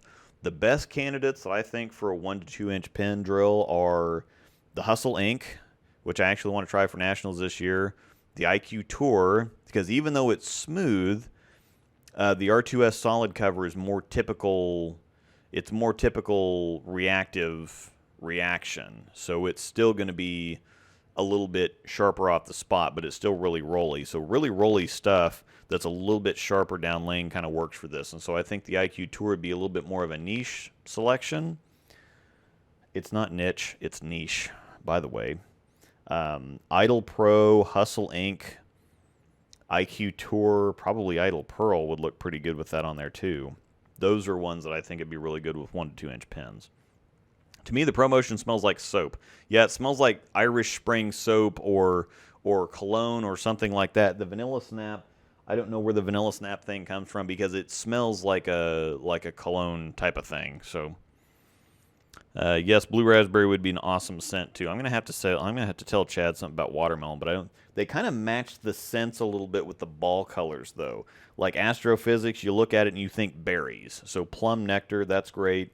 IQ Tour Emerald, Melon Mint. I mean, those are both, green and green. Phaze 3, Grapevine. It's kind of got that same thing going on with it. So, yeah. Yeah, the Physics kind of looks like berries, too. Appleberry Crisp, so that's kind of cool. The Intense Fire, obviously, would be cinnamon. Lava Spice.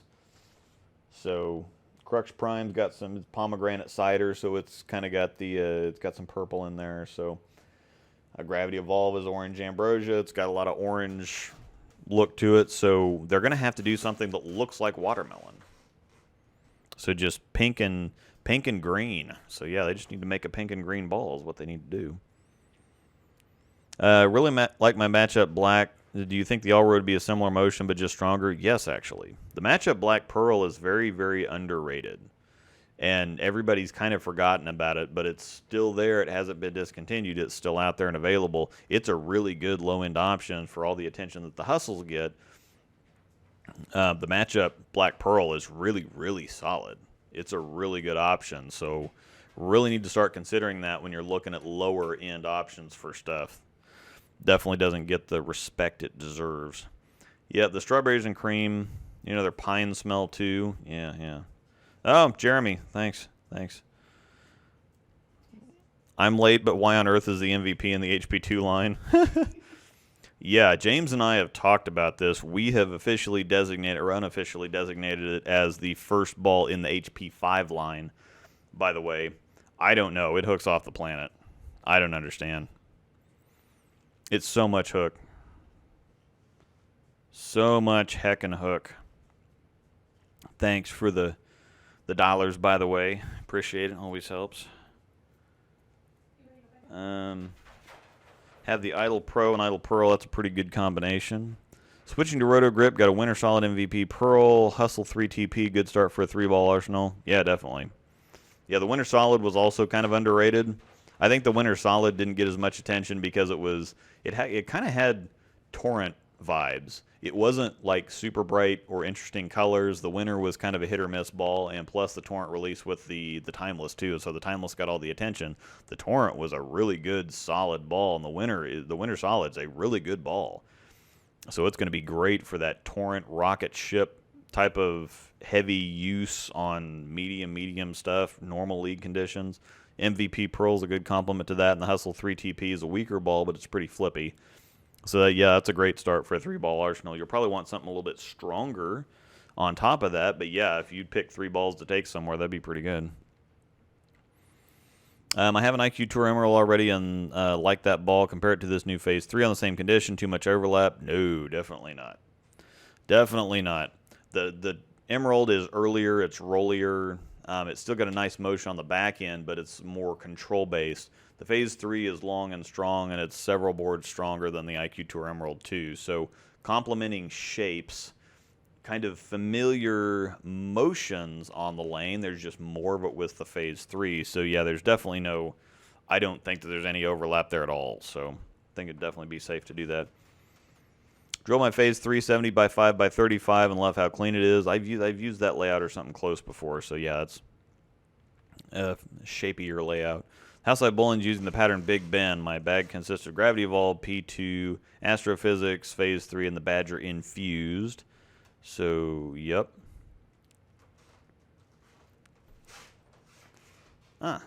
Why wouldn't you recommend the Idle Pro, Idle Pearl High Road, or anything comparable to anyone regardless of skill level for any other reason? It'd be really hard not to recommend the Idle Pearl or High Road to somebody because that's going to work for a lot of people. I probably wouldn't recommend the Idle Pro or Idle Pearl to somebody that's got slower ball speed. Or maybe lower rev rate, because the idles are kind of rollier. They're a little bit smoother. They look better for people with higher rev rates, but they're also pretty strong for somebody with low ball speed. The High Road, on the flip side, it's got a higher RG, and so it's going to get through the fronts pretty easily. So somebody with higher ball speed, it's probably not going to pick up for them quite soon enough. With the lower rev rate, I think there's still enough shape there for them to use it, provided that they don't also have higher ball speed. So it's going to be more a ball speed issue with all of them kind of across the board. So you think we will get a solid physics? Yes, I would have to think so. I don't think it's going to be the next release because we just had 2 solids back to back. In the what do we have? Gravity Evolve's been the we have 2 solids in the line actually. So Crux Prime, Gravity Evolve. So I don't want to be. Let me refresh my memory here. Premier. So yeah, we've got the hybrid and the physics there, and then we've got 2 solids in the Crux Prime and the Gravity Evolve. And that's what I was thinking. Is the Gravity Evolve just came out, so we're not going to get another solid right behind it. I wouldn't think. I would think that the Phase 3, before we got the Phase 3, the Astrophysics and the IQ Emerald were the strongest 2 shiny balls in the line, and only having R2S Pearl on them we needed a stronger shiny option. So we got that in the Phaze 3, but I think we're going to get another stronger shiny option. I have no idea what line it's going to be in or what core it's going to use, but I think that we're going to get a stronger shiny cover. Probably, hopefully, R3S Hybrid. I think that that would be a great decision on their part to go with that. They could actually do another hybrid physics with this cover, because the energy hybrid on the physics and having that sanded is going to be quite a bit different than an R3S hybrid physics would be. And there would also be plenty, because the cover's quite a bit stronger than R2S Pearl, there'd be plenty of difference between that. So R3S hybrid physics would be quite a bit different from the other two physics balls. I don't think they're going to do that. I'm not sure if they're going to use the catalyst core again from the Crux Prime. That could be really interesting, because it's a more symmetric reacting asymmetric core. So it's kind of smoother and rollier. Now, if they put that on the Prime, on the catalyst core, they might have some overlap there. I don't know if they're going to keep going with the virtual core, if they've got something newer, if they want to maybe bring the locks back, but I don't know what's going to go on there. I know that it's going to be a shiny cover. I am 100% certain that the next Premier Line ball is going to be a shiny cover. I'm banking on it being R3S Hybrid because of the popularity with the Phaze 3, how good it actually is on the lane, and because the last ball in the last three balls we've had are solid Pearl solid, we're due for a hybrid. I think what we got in the line, that makes the most sense. I have no idea what they're going to do with the core, though. I don't know what they're going to use. I don't think it would make much sense to do that with the Crux again, so the catalyst core is probably out. It may not make a ton of sense with the physics, because the next one of those would have to be a solid, I would think anyway. I think it would work really well with that core, but there might be too much of that shape overall then. And I don't know if they're going to use the shape lock core from the Evolve again or go a totally different direction. Maybe they've got a new core. Maybe they're going to bring something else back out. I don't actually know. So, or maybe an R3S hybrid code would be amazing. That would actually fit perfectly. So,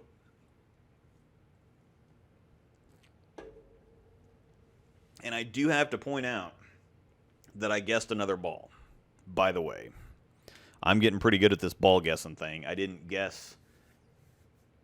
I've been on Chad to put R3S Hybrid on anything else, since I love the Fire so much. I also have a Virtual Tour exclusive that I love a lot.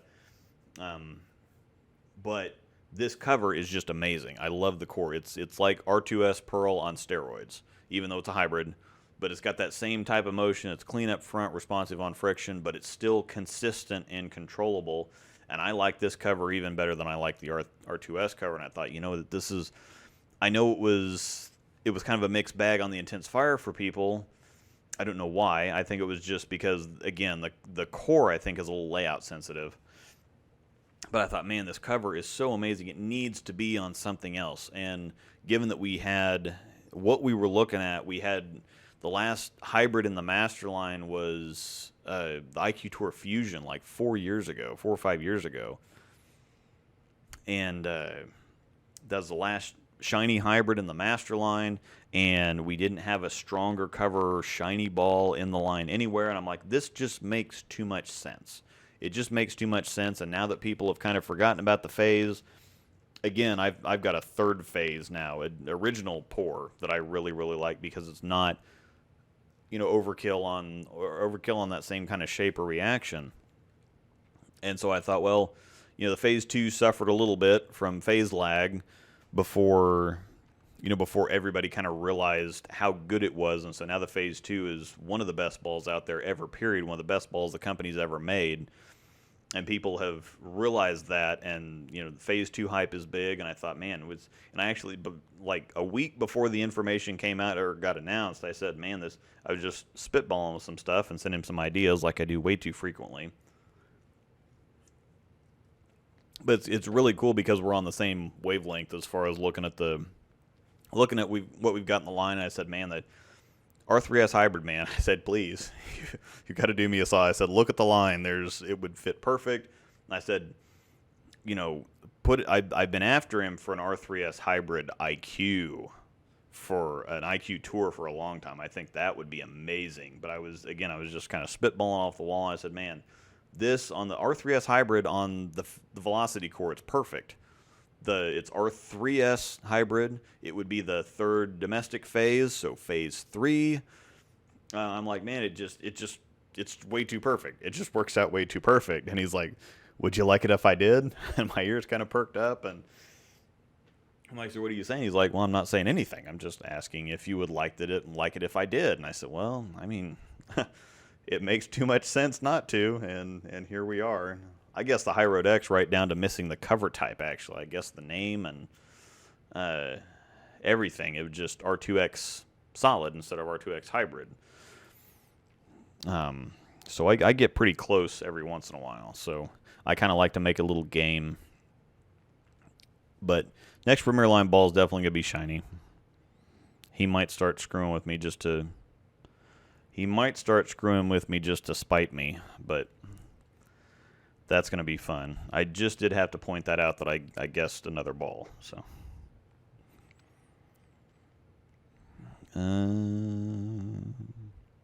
okay, Angel answered some questions. Clowny, is Victor Marion still with Storm? No, he left a couple years ago. And I was actually asking somebody else. I think he just somebody mentioned something about a family business. So I think he just his family was on him for a little while to come work with the family, and I think he finally decided to do it. So it was kind of a quiet thing. It wasn't really announced, but yeah, he was a big part of the development team at Storm, and so he just kind of left, and there wasn't a whole lot of pomp and circumstance with it. But yeah, he's been gone for a couple of years. What do you clean your bowling balls with?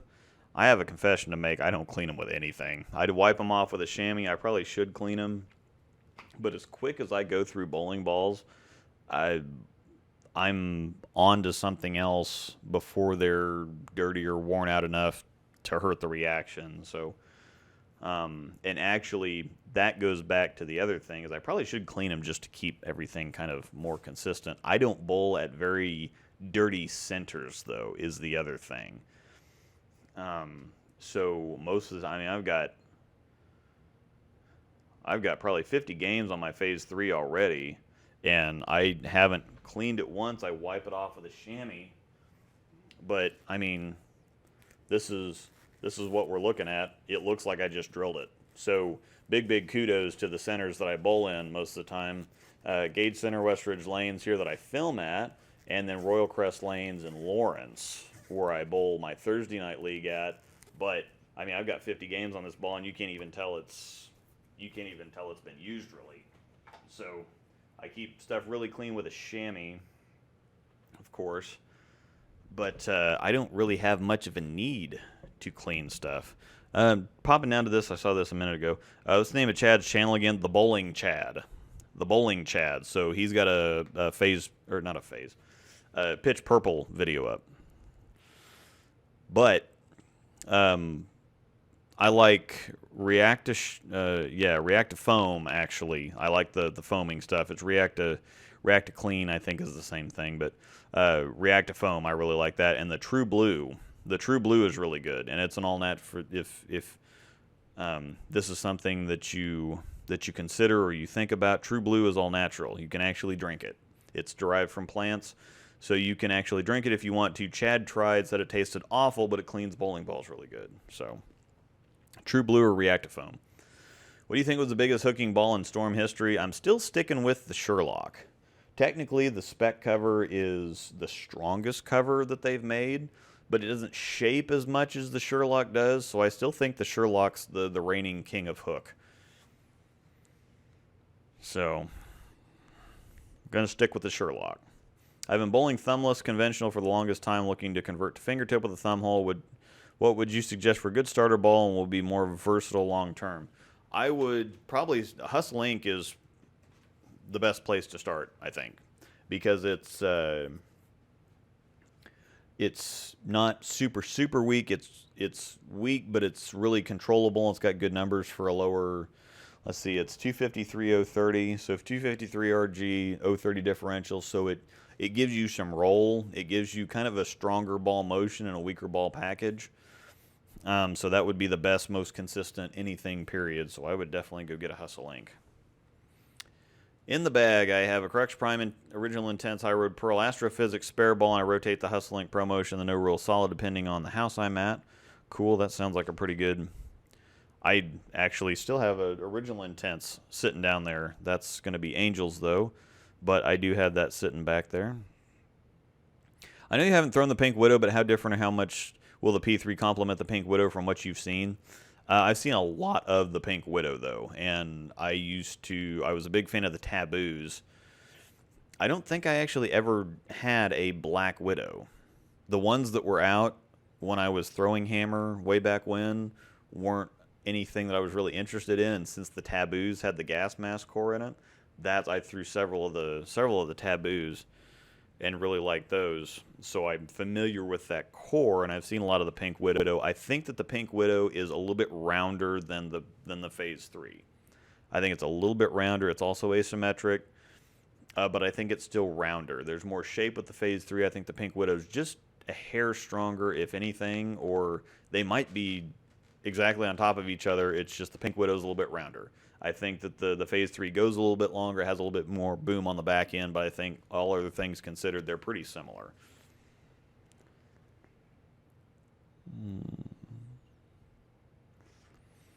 Yeah, wish Sports Shot League was not just in the summer. Regular league, all I ever need is a Winter Solid Idle Pearl. True story. We actually have a traveling sports series that I go to called KC Tournaments. Mike Adamski and Dave Waswo do a great job. Their wives also, or I guess Dave's wife, Mike's girlfriend. But Dave's wife helps out a lot to get things prepped, and they do a lot of work. We normally they normally got 70 to 100 people at every single one of these tournaments, and they do at least one a month. They do one regular one a month, and then they have some holiday ones. They have some other special ones that they do. They have a couple of charity fundraiser ones. The vast majority of them are on sport patterns. So I get to see sport stuff pretty frequently. Not frequently enough to not completely suck at most of them. I don't completely suck. I break even most of the time. I'm not going to threaten the big dogs up in the big money, but we have people that are just way too good around here. But it's fun to go bull on something, and I'm usually in the conversation. Again, I'm not going to threaten for anything higher than that, but... Also, getting something to help when idle is too slow down lane and I can't get it through. Idle Pearl, actually. I mean, we're talking Phase 3, so Phase 3 would definitely get that done. Idle Pearl would be a good complement to the idle, too, though. I have a supersonic and something I can open my angles with. Should I get a physic? Okay, so I think you get a supersonic and you want something you can open your angles with. You get a physics or a Phase 2-3. It would either be a physics or a Phase 3, and physics is actually really amazing too. So, yeah. Left-handed tweener. Okay, that's probably the key. I don't know. Yeah, I'll still say the same thing, actually. Physics or Phase 3. That'd be pretty good. Get through the pins, thinking Phase 2 or Idle Pro to go with the P3. I'm definitely getting which would be better, the Phase 2 or the Idle Pro. Phase 2 is probably the better one. I do like the Idle Pro quite a bit, but the Phase 3 is just a little bit more versatile. So, is the hotline alive or dead? The hotline kind of sucks right now, to be honest. The matchup Black Pearl, once again, is really good. I like the original matches, but I don't like many of the matchups. I don't know what it gets, and I've never liked Reactor, period. That's really hit and miss for me. Reactor stuff just doesn't look good for me, and I'm not a big fan of that core that's in the matchups right now. They're one of those combination balls where they're too strong or too weak the majority of the time. The matchup Black Pearl is kind of a different, and everybody said, well, it's basically the matchup Pearl, the black orange, the black and orange one. And I'm like, no, they're not close reaction wise. Matchup Black Pearl is actually really good. Right now, I think they need to do something to revive it, though. And I'm not sure which direction they go, because if you get too strong, you've got overlap with the high roads. And if you go a little bit weaker or keep doing what they're doing, I don't know. I don't think that's the best thing. I almost think it'd be better to just... The tropical surges, they actually enhanced. They made the cores stronger in that. So they're actually a performance dry lane ball now, instead of kind of like just an entry-level beginner ball. So the tropical surges are actually performance balls. I think it'd actually be good if they just go HP2 with the thing and make them crazy, but at the same time, then you'd have a lot of overlap with the high roads and the thunder line, and I think that they've got some very distinct things that they're doing there. So Halo, man. Halo Pearl, Halo Vision, Idle Wild Streak, Hot Cell, no rules exist. What would you recommend for the lower half? Hustle Link. Taking the show off and all that show off out of the bag due to having balance hole. You can actually have the balance holes plugged. So I don't know if you want to mess with that or not, but that's a pretty easy fix for that. Yeah, the lower half would definitely be a Hustle Link, probably a high road in there too. It's kind of hard to go wrong with high road Hustle Link. So, all right. Thanks again, Jeremy, for the donation. My bag contains the Timeless Crux Pearl, 2 Furious, and the high roads at a good arsenal. If not, what ball would be good to complete it? Let's see. Timeless Crux Pearl, 2 Furious, and the high road. That's a pretty solid bag, actually.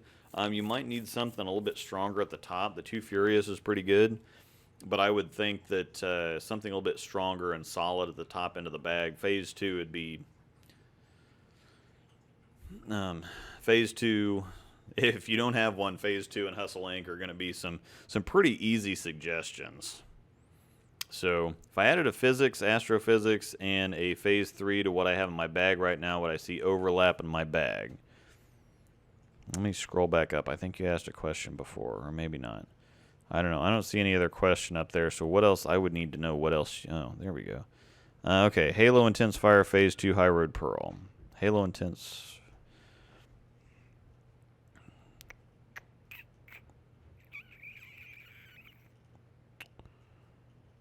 Okay. Physics, Astrophysics, Phase 3 to what I have in my bag right now. What I see overlap. With the Astrophysics, because if you've already got a Halo Pearl Intense Fire, Halo Pearl Intense Fire, I think was... no, Intense Fire...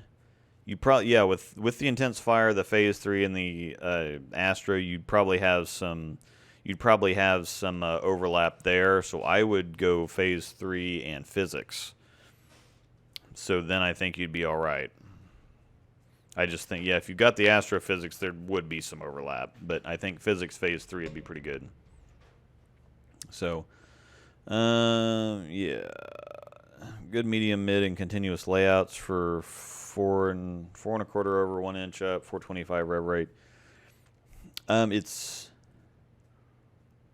medium, mid, plus continuous layouts. If you stick in the 4.5 inch range... Those are good for, they're going to give you a continuous motion without being too much overkill on the flare.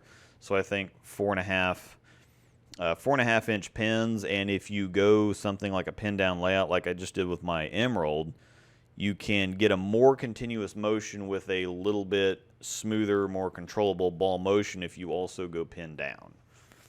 So if you do something like a 4/60, 65, 70 val angle, going with stronger pin down layouts is going to give you a more continuous motion without crazy amount of overkill on hook.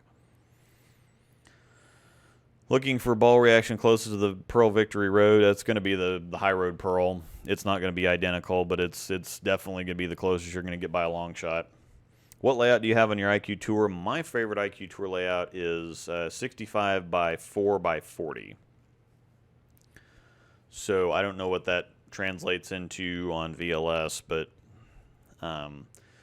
because the differential's so low, it lets me get away with going with a stronger pin, so it's a more continuous motion without having overkill on the flare, or without making it too early and crazy. So it just makes the reaction a little bit beefier. So that's my favorite IQ Tour layout.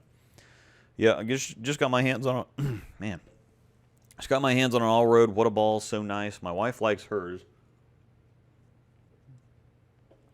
Mine's a little bit too smooth. And I kind of have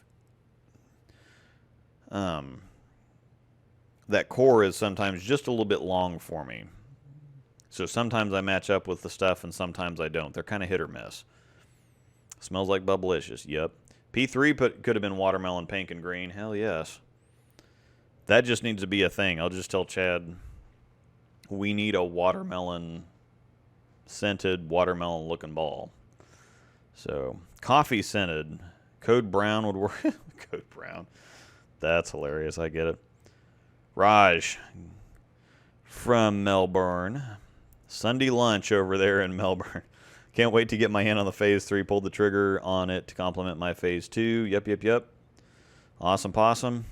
Had an all-road drill this past Monday for League and bowled a 760 scratch same night, so I'm impressed with it. And I'm getting gravity evolved with a Phaze 3 fit. Oh, yeah. It fit right between them, actually.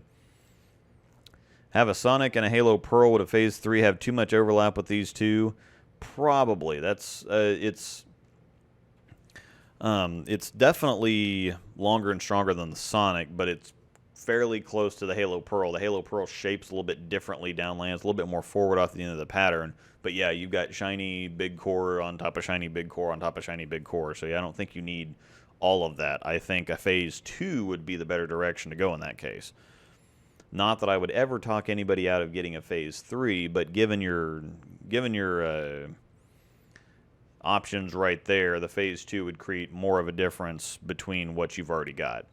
Thinking about putting 4x3.5x2 layout to use for challenge and sport shot tourneys to make it compatible on multiple conditions. What do you think? It's a really strong layout. Really strong layout because you've got a strong pin and you've got a pretty flippy pin buffer. So it's going to be a strong layout, but it depends on your personal stats. If you have higher speed or a lower rev rate or both, that's probably pretty good. So it's for the Phaze 3. That's going to be a really flippy layout for the Phaze 3. So, Jack, what's the difference between the Phaze 3 and the physics on lane? The cores are, like I said earlier, the cores are really similar. The physics is earlier and a little bit smoother, but it's the same type of motion. It's kind of a boomy, more accelerating look on the lane. So I know that you like your physics. The Phaze 3 is a really good complement to the physics because it's a similar motion on the lane. It's just when the physics gets too strong, the Phaze 3 is going to get down the lane easier and is going to give you a little bit more pop on the back end. So definitely very good compliments. Yep, Mr. Bill, Virtual Tour exclusive for the win. Yeah, R3S hybrid code, just take my money. Yeah, R3S hybrid on the shape lock. Yeah. Oh, yeah, actually. So, yeah, the Virtual Tour exclusive, I forgot they already had that. So, yep, R3S hybrid on the shape lock, which is good. But, yeah, I think an R3S hybrid code, I think that's – I'm going to put my money on that. We'll see what happens, but I'm going to call it right now. We're going to have an R3S hybrid code. Is going to be the next ball. That just makes the most sense because everybody would like to see a good another code ball. What we've got in the line right now, I can't really see a hybrid crux. I can't really see a shiny crux. I can't really see the shape lock again. I can't really see putting this on the atomic core yet because I think we need to see a solid physics first. But yeah, the one that makes the most sense is an R3S hybrid code, so I'm gonna have to get to work and see what names I can come up with because they've had a bunch of codes all over the place and they're still popular overseas. They just released the code 1 that's got R4S Pearl on it. But yeah, for our line right now, R3S hybrid code definitely makes the most sense. I sent Chad something the other day because I had an idea for a solid intense like a year ago too that I said that we needed, and I reminded him of that, and he's like, man, I just gave you your P3, calm down now. I'm like, man, I got too many ideas. I got ideas. So yeah, I'm gonna wait a little bit before I send him some more ball stuff because I really want my idea for the R3S hybrid IQ is the IQ Tour Fury. Make it kind of like a deep crimson, like a sparkly crimson, like the track heat lava, but do that with like a redder, like the Phaze red, like a deep crimson, cinnamon fire or something like that, or cinnamon cherry, I think is actually the one I had for that. And then the intense velocity is my idea for the solid intense. And I wanted energy solid on that one. I think that'd be really good because that core's really windy and super quick down lane. I think NRG would balance that out really well. So yeah, another code ball, that'd be awesome, possum. I don't have any phase balls. I almost just want to order all 3 of them with my ball addiction, but I feel like that'd be overkill. Yeah, and the original phase would be really hard to get a hold of, number 1. But yeah, the phase 2 and the phase 3 are pretty good. I think the phase 3 is probably more on the want list for most people, but I think the phase 2, if you don't have one, is more important on the need list. Yep, maraschino cherries. Yeah, that'd be another one. I missed the booster core. Yeah, the Rocket series. That's what I kept telling. We keep getting all these high roads, and I'm like, man, we need like a booster core rocket type reaction back. I went pinned down. Feels like a bad decision after shooting a few games. Really? Pinned down on the phase 3? That's amazing. Hey, I throw 19 miles an hour, have around 500 rev rate, so I drill this violent of a back end. My most angular ball is a Squatch Pearl. It's drilled pinned down 3-inch pin. Wow. Probably not that strong. You've got good speed. You've got enough speed to balance out those revs. So I'd say that you could go with kind of a normal layout. I don't think you'd have to go pin down or anything. Wouldn't go with 3-inch pin, but you might go 4.5. Whether you want to do it up or down is up to you, but I think a 4.5 pin would be pretty good. Yet the cleaning comment's an important one because it all depends on the maintenance of the ball return system at the center. My equipment gets beat up, and mine doesn't. Mine just...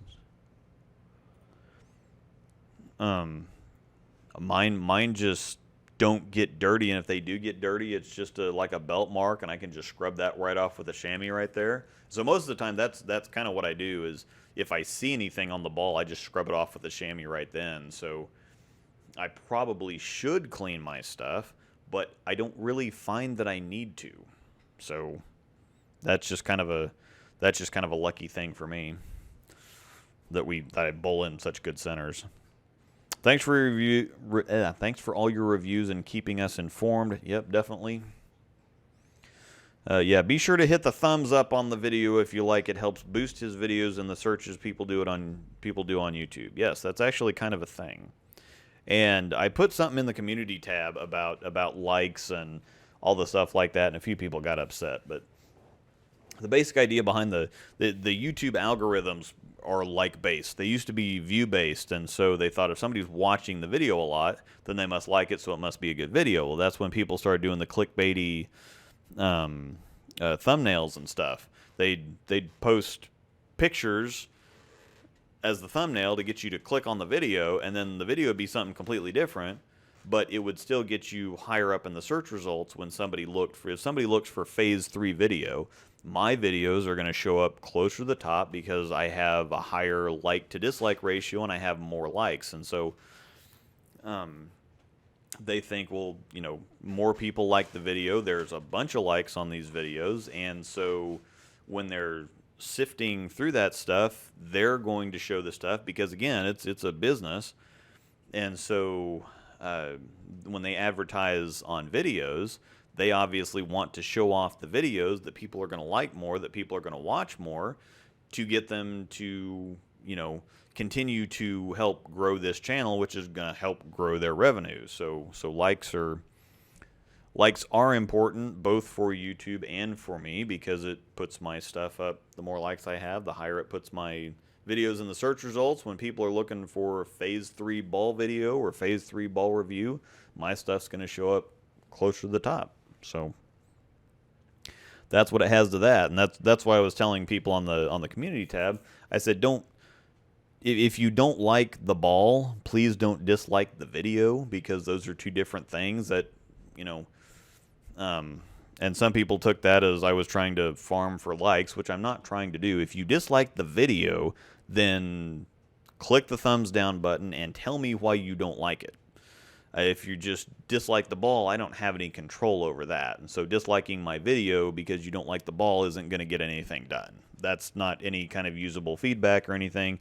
But I just want to make videos that people want to. I just want to make good videos that people want to watch. And so if you don't like something about a video, click the thumbs down button and tell me why. I've actually had a lot of really good feedback. There for a while when I was doing the physics videos and the high road stuff, there was somebody that said, well, I had to dislike this video because I've got a flashing light sensitivity. It can cause me seizures.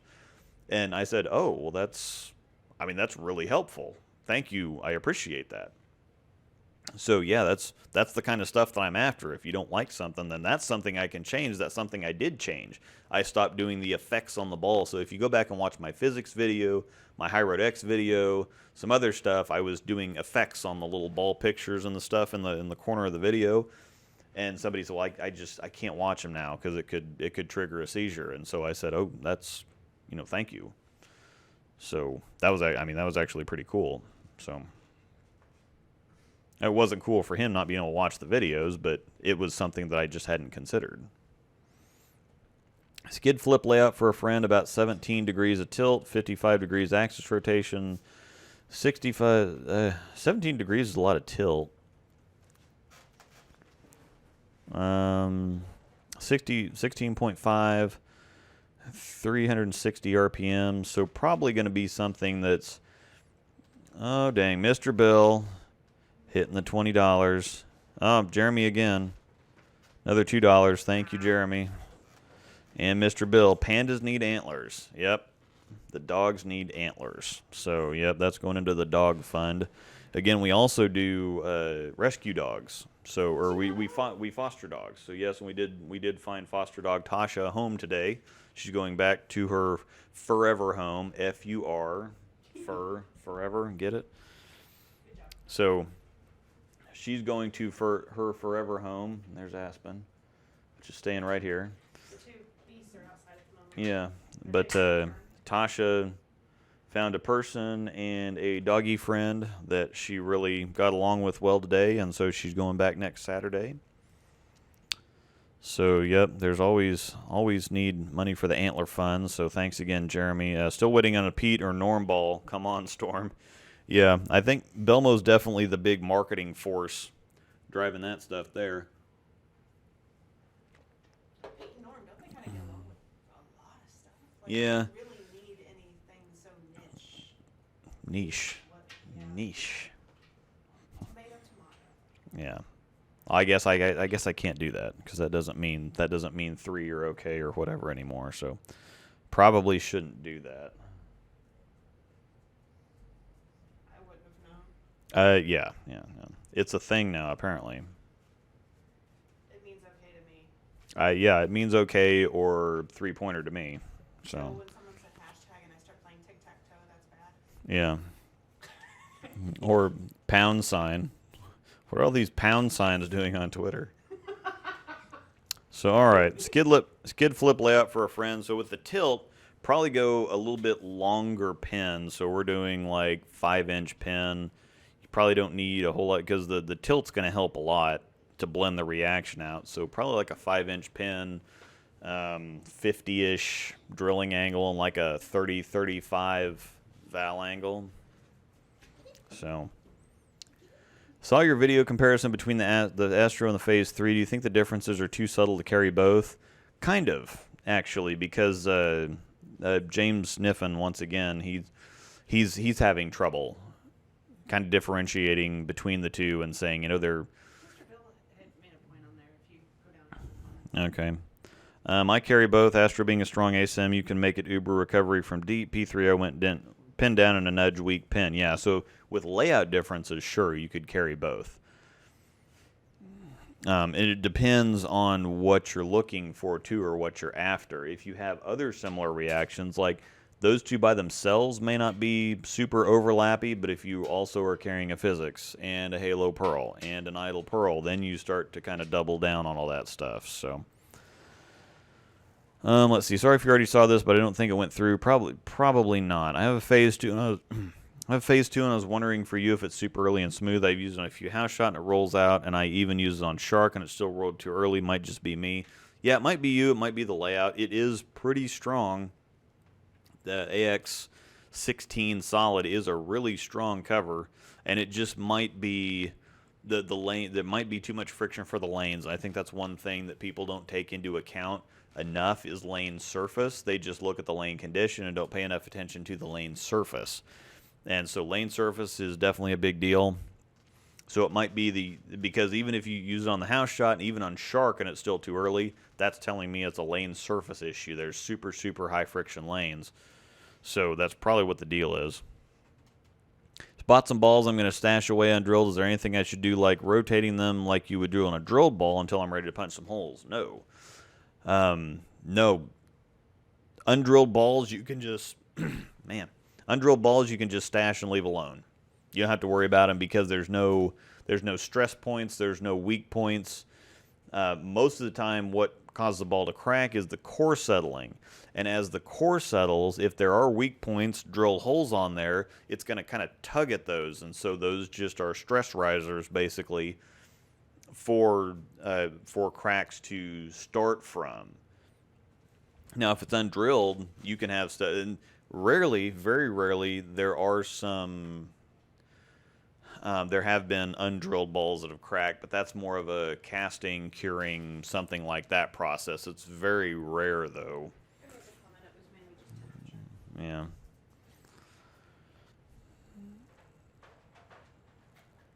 Yep. So, yep. Yeah, even though I have the market cornered on the really fun retired stuff. I don't know if it's retired yet or not, but I did just get a Phaze tour. Thanks, James Yoon. I got a Phaze tour, GI18 Pearl. So it's really pretty too. It looks like it's the same color as the Phaze 2, but it's got kind of a charcoal, like a darker silvery color in there for the third one too. So yep. It's up there behind the ink. Nah, it's buried. I'll show it later at some point. I know this is sort of unrelated, but is the Idle Pro good on house? I already have a Phaze 2, but at some point I want to try something different, you know. Idle Pro is really, really good on house. It's what Mr. Bill said. Also, what does the CG kicked out a little bit do? Nothing on a symmetric ball, because and here I've got again my fan that's like the perfect asymmetric ball. A symmetric core, yeah, it's perfect because it's kind of like a light bulb. It's kind of like the normal shape that stuff is anyway. So a symmetric core is like a pop can. So when you're dealing with pin to pap placements, you're determining how straight up and down, how sideways, or how completely on its side a core is going to be. And so as a core is rolling end over end, I think this probably has... I just spilled stuff on myself. But as you do the end over end rotation here, it's not going to pick up much steam or do much of anything. Now, if you turn it at an angle like this, as it turns, it's going to agitate or be imbalanced, more imbalanced quite a bit. And so that's going to make it flare more. It's going to make it try to get to a more stable axis, so it's not, so it's not agitating or so imbalanced. It's going to want to get to something like this to where it's a more, stable roll, I guess. And so this would be a 6 3/4 inch pin if you're straight up and down. At a 45-degree angle would also be a 3 3/8 inch pin. And if you turn it completely on its side, that would be a 0. That would be a 0 pin. And so with kicking the CG out, you're not dealing with vertical core alignment, you're dealing with horizontal core alignment. And when you have a symmetric core, it's like a pop can. You can spin it, and there's no difference. There's no difference. So that's why this is symmetric, because there's no difference when you turn the core one way or another in how the core is rotating.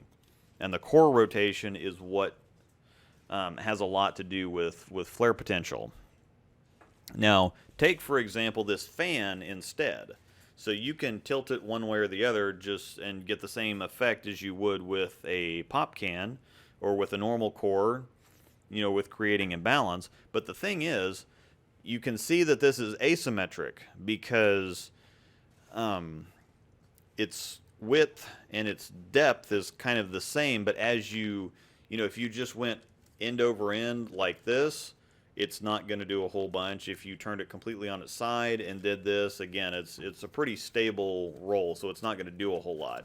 But if you turn it kind of sideways, then all of a sudden you introduce horizontal imbalance. And so that's what happens on an asymmetric core. So you can have both vertical imbalance and horizontal imbalance on an asymmetric core and have it doing all kinds of stuff. And so that's what the big difference is between symmetric and asymmetric cores, and that's why layouts matter more on asymmetric cores than they do on symmetric cores. And so kicking the CG out, which basically means, turning the core, you're effectively turning the core one way or another.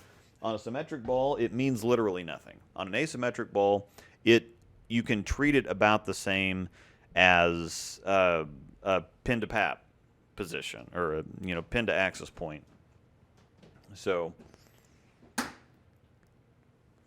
that fan sort of makes you think of the Code Series weight block. Yeah, that's why I was looking at it, because it looks like a core anyway, and it's a little bit more exaggerated, but it gets the idea across pretty good. So yeah, that just happens to be a pretty cool deal. Nah, and I've got my quarter ball up there too with the Sherlock, but yep. Yeah, so it's actually. No, I want to collect more of those quarter balls. I just need to. It's been a while, so they've got new ones, so I just need to order a new one.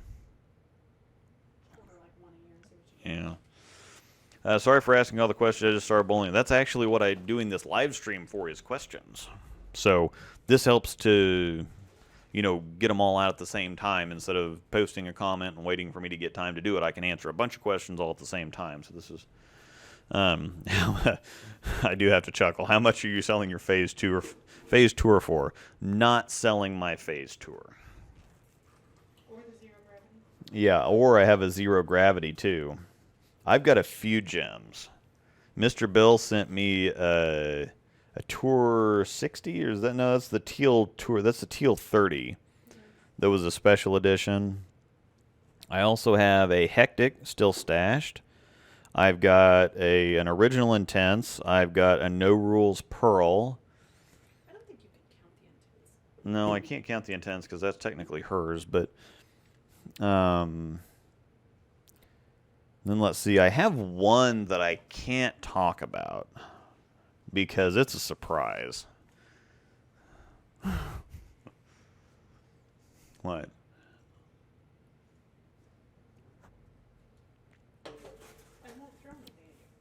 But it's a super stash. And then I do have my new Phaze that I got a hold of, or my original Phaze that I got a hold of, and then that Phaze tour. So, yeah, no. All right, I think we've reached the end of the questions, and I was going to try to cut it off at 8 o'clock anyway. I'm kind of hungry. So, I'm not sure if you answered this question or not, but would an all-road be a good step down from the Phaze 2 but above the high road Pearl? Yeah, it'd fit right in between them, actually. It'd be pretty good. Angel says yes. When do we get a tour of your bowling vault? We could. I don't have any incriminating boxes here, and I'd have to hide one of them, but maybe we can do that next week. Yeah, we can do kind of a tour setup.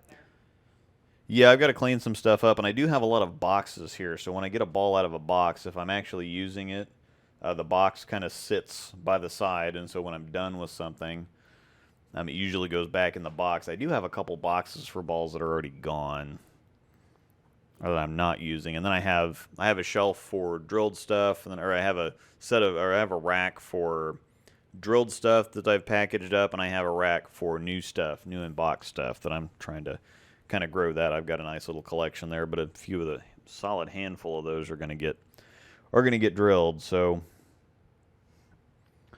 yup. So yeah, I might actually.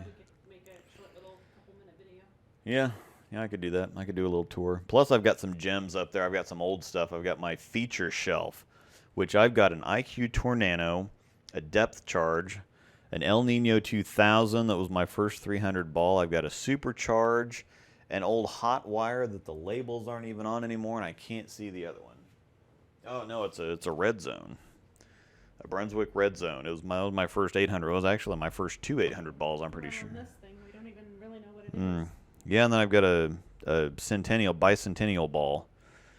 But yeah, my red zone was my Actually, let me get first that out. Maybe 800. somebody on the stream still knows what it is. Well, I don't know. Mr. Bill didn't know. I mean, I can show it, but Mr. Bill didn't know what it was, and John Hardman didn't know what it was. So I've got a BPAA bicentennial award ball that's, that, but it's a plastic ball, and we found it from somebody in Kansas City that just wanted $20 for it because it was sitting in their basement. And it's a plastic ball, but it's really cool.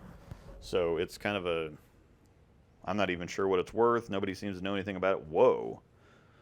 Oh, holy crap. Steve G, $50. Thanks, man. Nice. Thank you. Somebody likes you. Very appreciated. Thanks for all thanks for all that you do. Have a happy holiday on me. Well, I think that we'll I've got a ball that I've got to hide. I might even just pick the camera up and run it right now. Actually, no. The wife's shaking her head no. Yes, wife says no. Okay, yeah. It's a little get my Phaze tour out though. As long as you're there. It's behind the ink. What? It's behind the Hustle Ink. Oh, ink. Phaze tour. Sorry. You get the Phaze out too. That's not what I heard. So, damn. I did ask you this. Thanks a bunch. That's really appreciated. Just for the record. And as those that know me, all my Patreon people, all this stuff goes right back into the channel. It's not like I'm buying stuff for myself or anything like that. I mean, I bought the Phaze tour for myself, but that wasn't with. She'll probably end up making a video that's. Yeah. So This is my Phaze tour. I am super happy about this. the colors are pretty awesome. Super heckin' excitement. Yeah, this looks really cool. Can you imagine this going down the lane? Because you'd get this nice bright coloring in here, and yeah, this would look really cool going down the lane. I'm probably not going to be able to. Where's my spin? It's right there. The root beer ball. But yeah, this is way too cool. It smells like blueberries. From you first, and then I'll hand mine. So yeah, Phaze tour, much heckin' excitement, very awesome possum. Yeah. What you do with old equipment is you don't use as much anymore. Some of them I save for a rainy day or a specific tournament. Like there's some that I just throw at nationals. This is my wife's spin that I found her. Once again, thanks James Yoon. It's actually a performance rental, but it's basically an Optimus. And it's root beer, and so this smells like the Crux Pearl, which is amazing. So she's going to hang on to this for when her Optimus dies. But yeah, this is very cool. Also, even though it's a performance rental, so it's basically a performance house ball, basically. But it's really cool. Turn it sideways so I can see the label. I'm getting there. I'm just trying to get that out of your hand. And without having problems there. Alright, you want any others? Yeah, my Phaze. I need my Phaze. It's behind the blue box there, whatever that is. Oh, Oh. My new High Road Pearl. Yep. Oh wow, which ball's the best in the virtual series? That's rough. I'm not sure I can even answer that. I still want my special agent. Yeah. This is my Phaze. Much heckin' excitement about this. Now the orange color is really phased out. It used to be the darker orange. I just need to take some alcohol to that to get the phasing out of there on the orange part. But that just looks I mean, that's just so amazing. This is, and that lemon, whatever this is one of the more unique scents that they've had, and the ball just looks completely amazing. So I'm going to have to do, there's a lot of people that have done stuff like there's one guy that has a collection of all the code balls. He has every single one of them displayed on shelves. This might be a thing for me. I like the phases so much that I might have to, it's going to be hard because some of them are, there's a bunch of them. The Phaze Star, Dark Phaze, Phaze Grip, Phaze Frenzy. Those are going to be really hard to get a hold of, but I would like to do a Phaze collection, actually. Would be really fun. So, yep. And then you'd have to put pants on. That's funny. I have pants on. It was a joke. Oh. Never mind. Yep. No, we have, it's a little cluttered down here, and there are boxes everywhere and a few Attempting to clean different here. things. Yeah, so the wife's attempting to clean. Now, all I'd be able to show you is just the racks we have, but those even need a little bit of organization, too. So, and then I guess hand me the zero gravity, as long as it's out there and available and easy to I'm get trying to. put stuff back where you Yep. can. It represents a couple of years worth of collection here. I don't have nearly as many as some other people do, but this is a zero gravity. So this was, this might be the best virtual. I mean, virtual and gravity are kind of interchangeable, I guess, because I think they use the same core. The virtuals and the gravity series, I think they might be different, but yeah, it's zero gravity. This is unique because it has a higher core and a higher RG and a lower differential. It's an asymmetric ball. But the RG is 255 and the differential's 035, so it's a really, really wild, different, and that's grape too. I'm pretty sure. Everything's grape and everything's purple. Yeah, I don't like it. but yeah, that's especially one I can't ever drill that. It's basically a longer and stronger Phase 2 though, so I don't really have any strong desire to drill that. So that's a good look at my vault. Steve G, thanks again. Once again, very much appreciated. Very cool. Yup. Lemon urinal cake. Yeah. I'm just a recreational bowler and 170 average using the Storm Fight, looking for something new with a little bit more flair. Phase 2. Phase 2. It's the answer to everything. Phase 2. No, I'm not getting one. Yeah. No, the Phase 2 would be pretty good. The Idol Pro wouldn't be a bad selection either for you if you want to. I think it's a more similar shape to the Fight. The Fight was a super high RG. It was a really different type of thing for them, but it was pretty good. But it was kind of up and down. But yeah, lemon urinal cake. That's funny. What's the oldest ball in your collection, as well as the oldest ball you still use? Yeah, I kind of wish they had something like zero gravity again. Yeah, that'd be cool. But oldest ball in your collection, as well as the oldest ball you still use. The oldest ball in my collection has to be one of the ones I have on display there. The El Nino 2000 is probably the oldest one, because I think it came out in the late 90s. Or maybe, yeah, late 90s, early 2000s, might have even been 2001. So, I mean, that bicentennial ball is 1976. But the oldest, like, reactive ball that I have is probably the El Nino 2000. The oldest ball I still use, probably the Phase 2, actually. Actually, you used the depth charge a couple years ago. Yeah, I did. Yeah, I used the depth chart. I made a video for it. The oldest ball, I mean, the oldest ball in terms of production is High Road, but that, I mean, it's still in production, so it doesn't really count. I don't think I'm still using anything that's out of production unless it's an overseas ball. What are your favorite scents of bowling balls all time? The strawberry from because it smelled like strawberry cream from the X Factor Triple Extreme. Amazing, amazing, amazing. So, all right. It's time for me to go eat more. We've been going at this for about a couple hours. My throat's getting a little dry. I need more agua. So, yeah, wife wants to clean, and I have a bunch of videos to make. I'm hopefully going to get several of them out tomorrow. So, I'm also needing... So, I've got a couple of reaction doctor videos done, and I bought this little kitty, like, medical kit for my thumbnails. And so, I actually need to take some thumbnail photos. Oh, man, Chad's in here. Don't get Luke started on sense. Yes, because, see, this is the thing. Is we get to talking about stuff on live streams, and then Chad gets Facebook messages, is really what happens.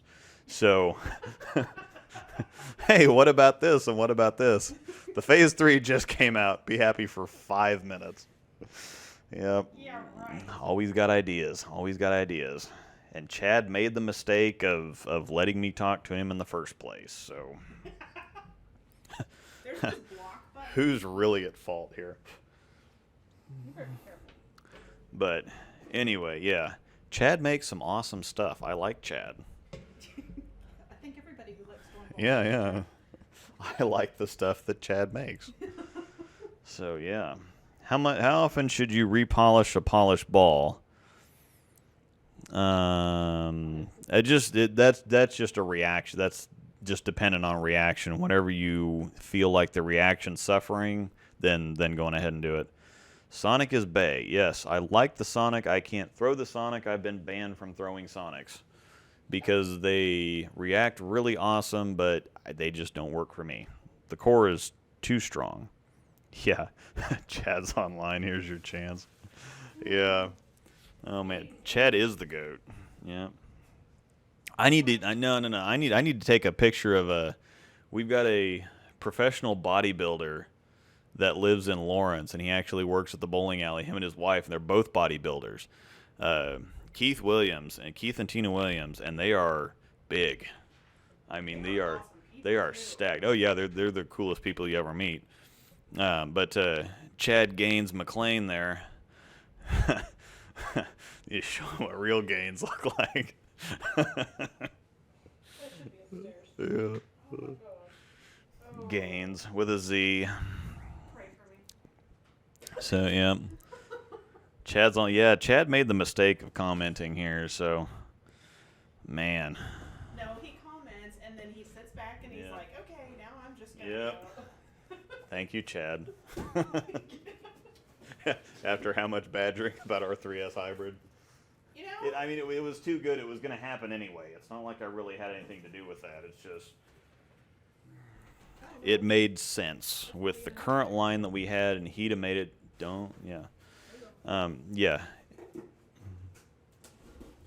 Yeah, and actually, I've got to show the better side of it because that's kind of my label side is kind of dark. The Storm label looks pretty good, but yeah. I need to like request. I want more teal. Heck yeah. I want one. Yeah. I want more teal. Yeah. Shipping requests there. Can you find me one with more teal in it? They used to get me my pin length requests when I thought that mattered. High road replacement, as you might know, I don't get along with it. Hustle Inc. is same idea, different idea. So Hustle Inc. I think shares a lot of on-lane ball motion similarities to the high road, but it's a lower RG and a lower differential. So if the longer core of the high road is what you don't get along with, the Hustle Inc. is something that's going to stabilize a little bit earlier, but still give you that kind of high road motion. So I would definitely suggest the Inc. Difference between the MVP Pearl and the Phase 2. They both have clean covers, and they're both kind of sharpish down lane, but the MVP Pearl is really, really chuggy and early rolling. It's something that you have to throw the ball more to understand than see it on video. The Phase 3, I can get all over at the bottom and just watch it sail down the lane. If I get all over the MVP Pearl, it wants to slow down more. It wants to slow down faster. The Phase 3 almost picks up speed, if that makes any sense. Yep, it's so pretty. Yep. 2 months later, Radical copies the Phase 3. Interesting. As a two-hander, do you use most muscle when bringing up the ball with the left arm or the right? You shouldn't use any muscle at all. Now, having a shoulder injury, which makes me chicken wing it, you do use muscles more than you think. You shouldn't use, you shouldn't muscle the ball, but there are a lot of muscles that are involved just naturally anyway. So, I think you use the left hand to stabilize, and most of the stuff happens with your dominant hand. Or if you're left-handed, two-handed, then your left arm is gonna shoulder more of it. But I think it's just the other hand that's on the ball is just more of a stabilization thing. So that's why they even like made that rule. So, If you're yeah. two-handed and you have the right hand, you can still throw your spares in one hand. Yeah, but yeah. Oops, shots fired. Yeah. Hilarious. So yeah, have a good night. Go eat already. Blame Chad streaming it. No. Can never blame Chad for anything. Unless it's for ball making. No. And then it's good. Yeah, unless it's for something I don't like. But I think I'm the only person that the supersonic doesn't get along with. Everybody else it's great for, but me it's too early and strong. Halo Vision shot 251 today. Oh. Stepson shot 251 with the Halo Vision today. That's cool. That's his new high. Cool. So, yeah. Go to Red Lobster with that $50. No, that the money is actually going back into the channel. So okay, Chad. Okay, now that you're saying, I'm curious on what Luke's prediction is on what's coming next. We talked about this. It's an R3S hybrid code. That's what I would guess, and I'm going to tell you why here since you're already on here. So, putting R3S hybrid on the atomic core might have a little bit of overlap with the Astro. I don't think so since the cover is quite a bit stronger. We already have a hybrid physics. I would think that the next thing that people want, that would make sense or that people would want from a physics would be a solid one. So I would go on ahead and say physics is out. I think it would be amazing, but I think solid physics may be first. The Crux Prime with the catalyst core being a little bit more symmetric core feeling for me. It's a little bit on the weaker side as far as asymmetric cores go. Not quite as much torque. All the Cruxes were pretty round. So I would say an R3S hybrid Crux would create just a little bit too much overlap with either the Astro or the Phaze 3. And I don't know if you want to do that core again or not. The Gravity Evolve, I'm not entirely with the shape lock core. You've already done R3S hybrid on the shape lock overseas with the Virtual Tour exclusive, which I do have one of those on the shelf. It is amazing, but I don't know with the logistics of how old that ball is if you can use the same combination again and bring it stateside. So I don't know about that. It's a good ball. But the codes have been gone for a little while now. People remember the codes. I'm still getting questions about code black, code red, code X, whatever. People still want the code type of ball. And if you took R3S hybrid and put that on the code core, you would have something that fits in the line, and you would also have something that'd be really, really popular, especially since the Phaze 3 is really good, and there's tons of people that already like it. So if you take this cover, it's a hot cover right now, and the code line would be perfect to kind of reintroduce the reaction. Yeah, I've got to work on the name and the scent, but yeah. No, we were talking about watermelon. We were talking about watermelon. Somebody said what was the scent that you wanted the most that they haven't used yet, and I said watermelon. So if you had like a green. Yeah, if you had a green and pink and something else, watermelon code something, shiny, polished, R3S hybrid code, that fits in the line really well. Because the last hybrid we had was the physics, and it was sanded. Now, I even think that R3S hybrid physics would be amazing, and there would be enough difference.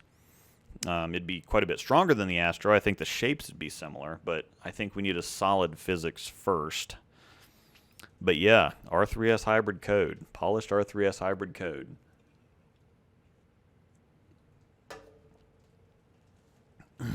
I think that would fit in really well. Yeah, Starburst, yeah. Yep. People would love to see another code ball. R3S Hybrid is the hot cover right now. I like it. No pitch purple. Got it. Okay, so as far as, yeah, the prediction on what's coming next, that's as far as the Premier line. Now, I have heard some whispers about the pitch purple being over. I have connections. I have heard some whispers about the pitch purple. Now that's also amazing. Now what's coming next? I don't know anything else. Yeah, IQ Tour. No. I'm still asking for. We just got the Phaze 3, so I'm thinking that this wouldn't be the greatest idea now. But I sent him something about, like I said, the R3S Hybrid IQ Tour, like over a year ago. Somebody made a comment about a hotline thing. Yeah, the hotline. There's some interesting things that could be done there. The matchup Black Pearl, once again, is a really, really good ball that doesn't get the hustles are kind of the hot lower end ball thing right now, and the ink's outstanding, but so is the matchup Black Pearl, and people keep forgetting about that one. That's very, very good. And actually, the pitch purple is a blend, and watching the pitch purple roll down the lane, it looks like a pro motion to me. It really looks like a pro motion, which is amazing. So it's a little bit boomier than a pro motion, but general type of really round, chuck it out to the one board and watch it drive through the 7-pin type of thing. So yeah, Nick Brown, interesting. So yeah, pitch purple. That thing looks amazing. Yes, again, the bowling Chad. That's what I was talking about earlier. If anybody wants to see the pitch purple, go to the Bowling Chad channel. Subscribe to the Bowling Chad channel. Check out the pitch purple video, which is amazing. So yeah, I would like a pitch purple. Pitch purple would be awesome. As far as the hotline goes, again, I'm not sure what you do with the hotline, because if you go like HP2 with it, then you're going to have overlap with the Thunder line, and with making the tropical surges stronger now than the tropical breezes or tropical storms or whatever were. If you go weaker than what you've got right now, you're kind of running into overlap down there too. So yeah, I'm not entirely sure what you do with the hotline, unless you just make it into like rocket type stuff. You could have, instead of having, the Thunder line can continue to be like the high road type stuff line, and you can make the R2S used to be in the hotline, and I think that's probably a little bit too strong, but you could use the hotline and the Thunder line as kind of dual lines for the same type of idea, or the same kind of slot, just a little bit different. So you could have rocket type stuff in the hotline and continue making the high road stuff in the Thunder line. And with the tropical surges being stronger now, then I think that could work, actually. Spec physics. I mean, yeah, that's another thing. With as windy and continuous as that core is, a spec physics would be pretty awesome. So would an NRG physics. NRG solid physics, by the way. Yeah. NRG solid physics would be amazing. I think an NRG solid physics would be better than a spec physics, and I like spec. But, yeah. We're talking pitch purple. I may know who can get them. You may have heard of him. Nick Brown, SRG BBFS. It's up on the TV. Facebook. Yep. It's a Facebook group. Nick Brown, he can get you pitch purple. Pitch purple may be a possibility stateside, as who knows how long it'll take for Brunswick to make the purple hammer and make it roll the same as previously. The pitch purple just looks amazing, period. So I would be incredibly happy about a pitch purple. So yeah, I know. I'm going. It's only 8:30, so thank you, Chad, for stopping by if you're still here. Thanks everybody else for stopping by too. This was pretty good. So Phaze 3. Huh? Oh yeah, hit the like button before you leave. I'd appreciate it. Thank you. Once again, the Phaze 3 is out. It is awesome. Everybody's been shooting all kinds of dumb numbers with it. I'm like the only guy now who hasn't shot 300 with it. So it's not the ball. Yeah, it's obviously not the ball, because everybody else that's drilled it shot something crazy with it.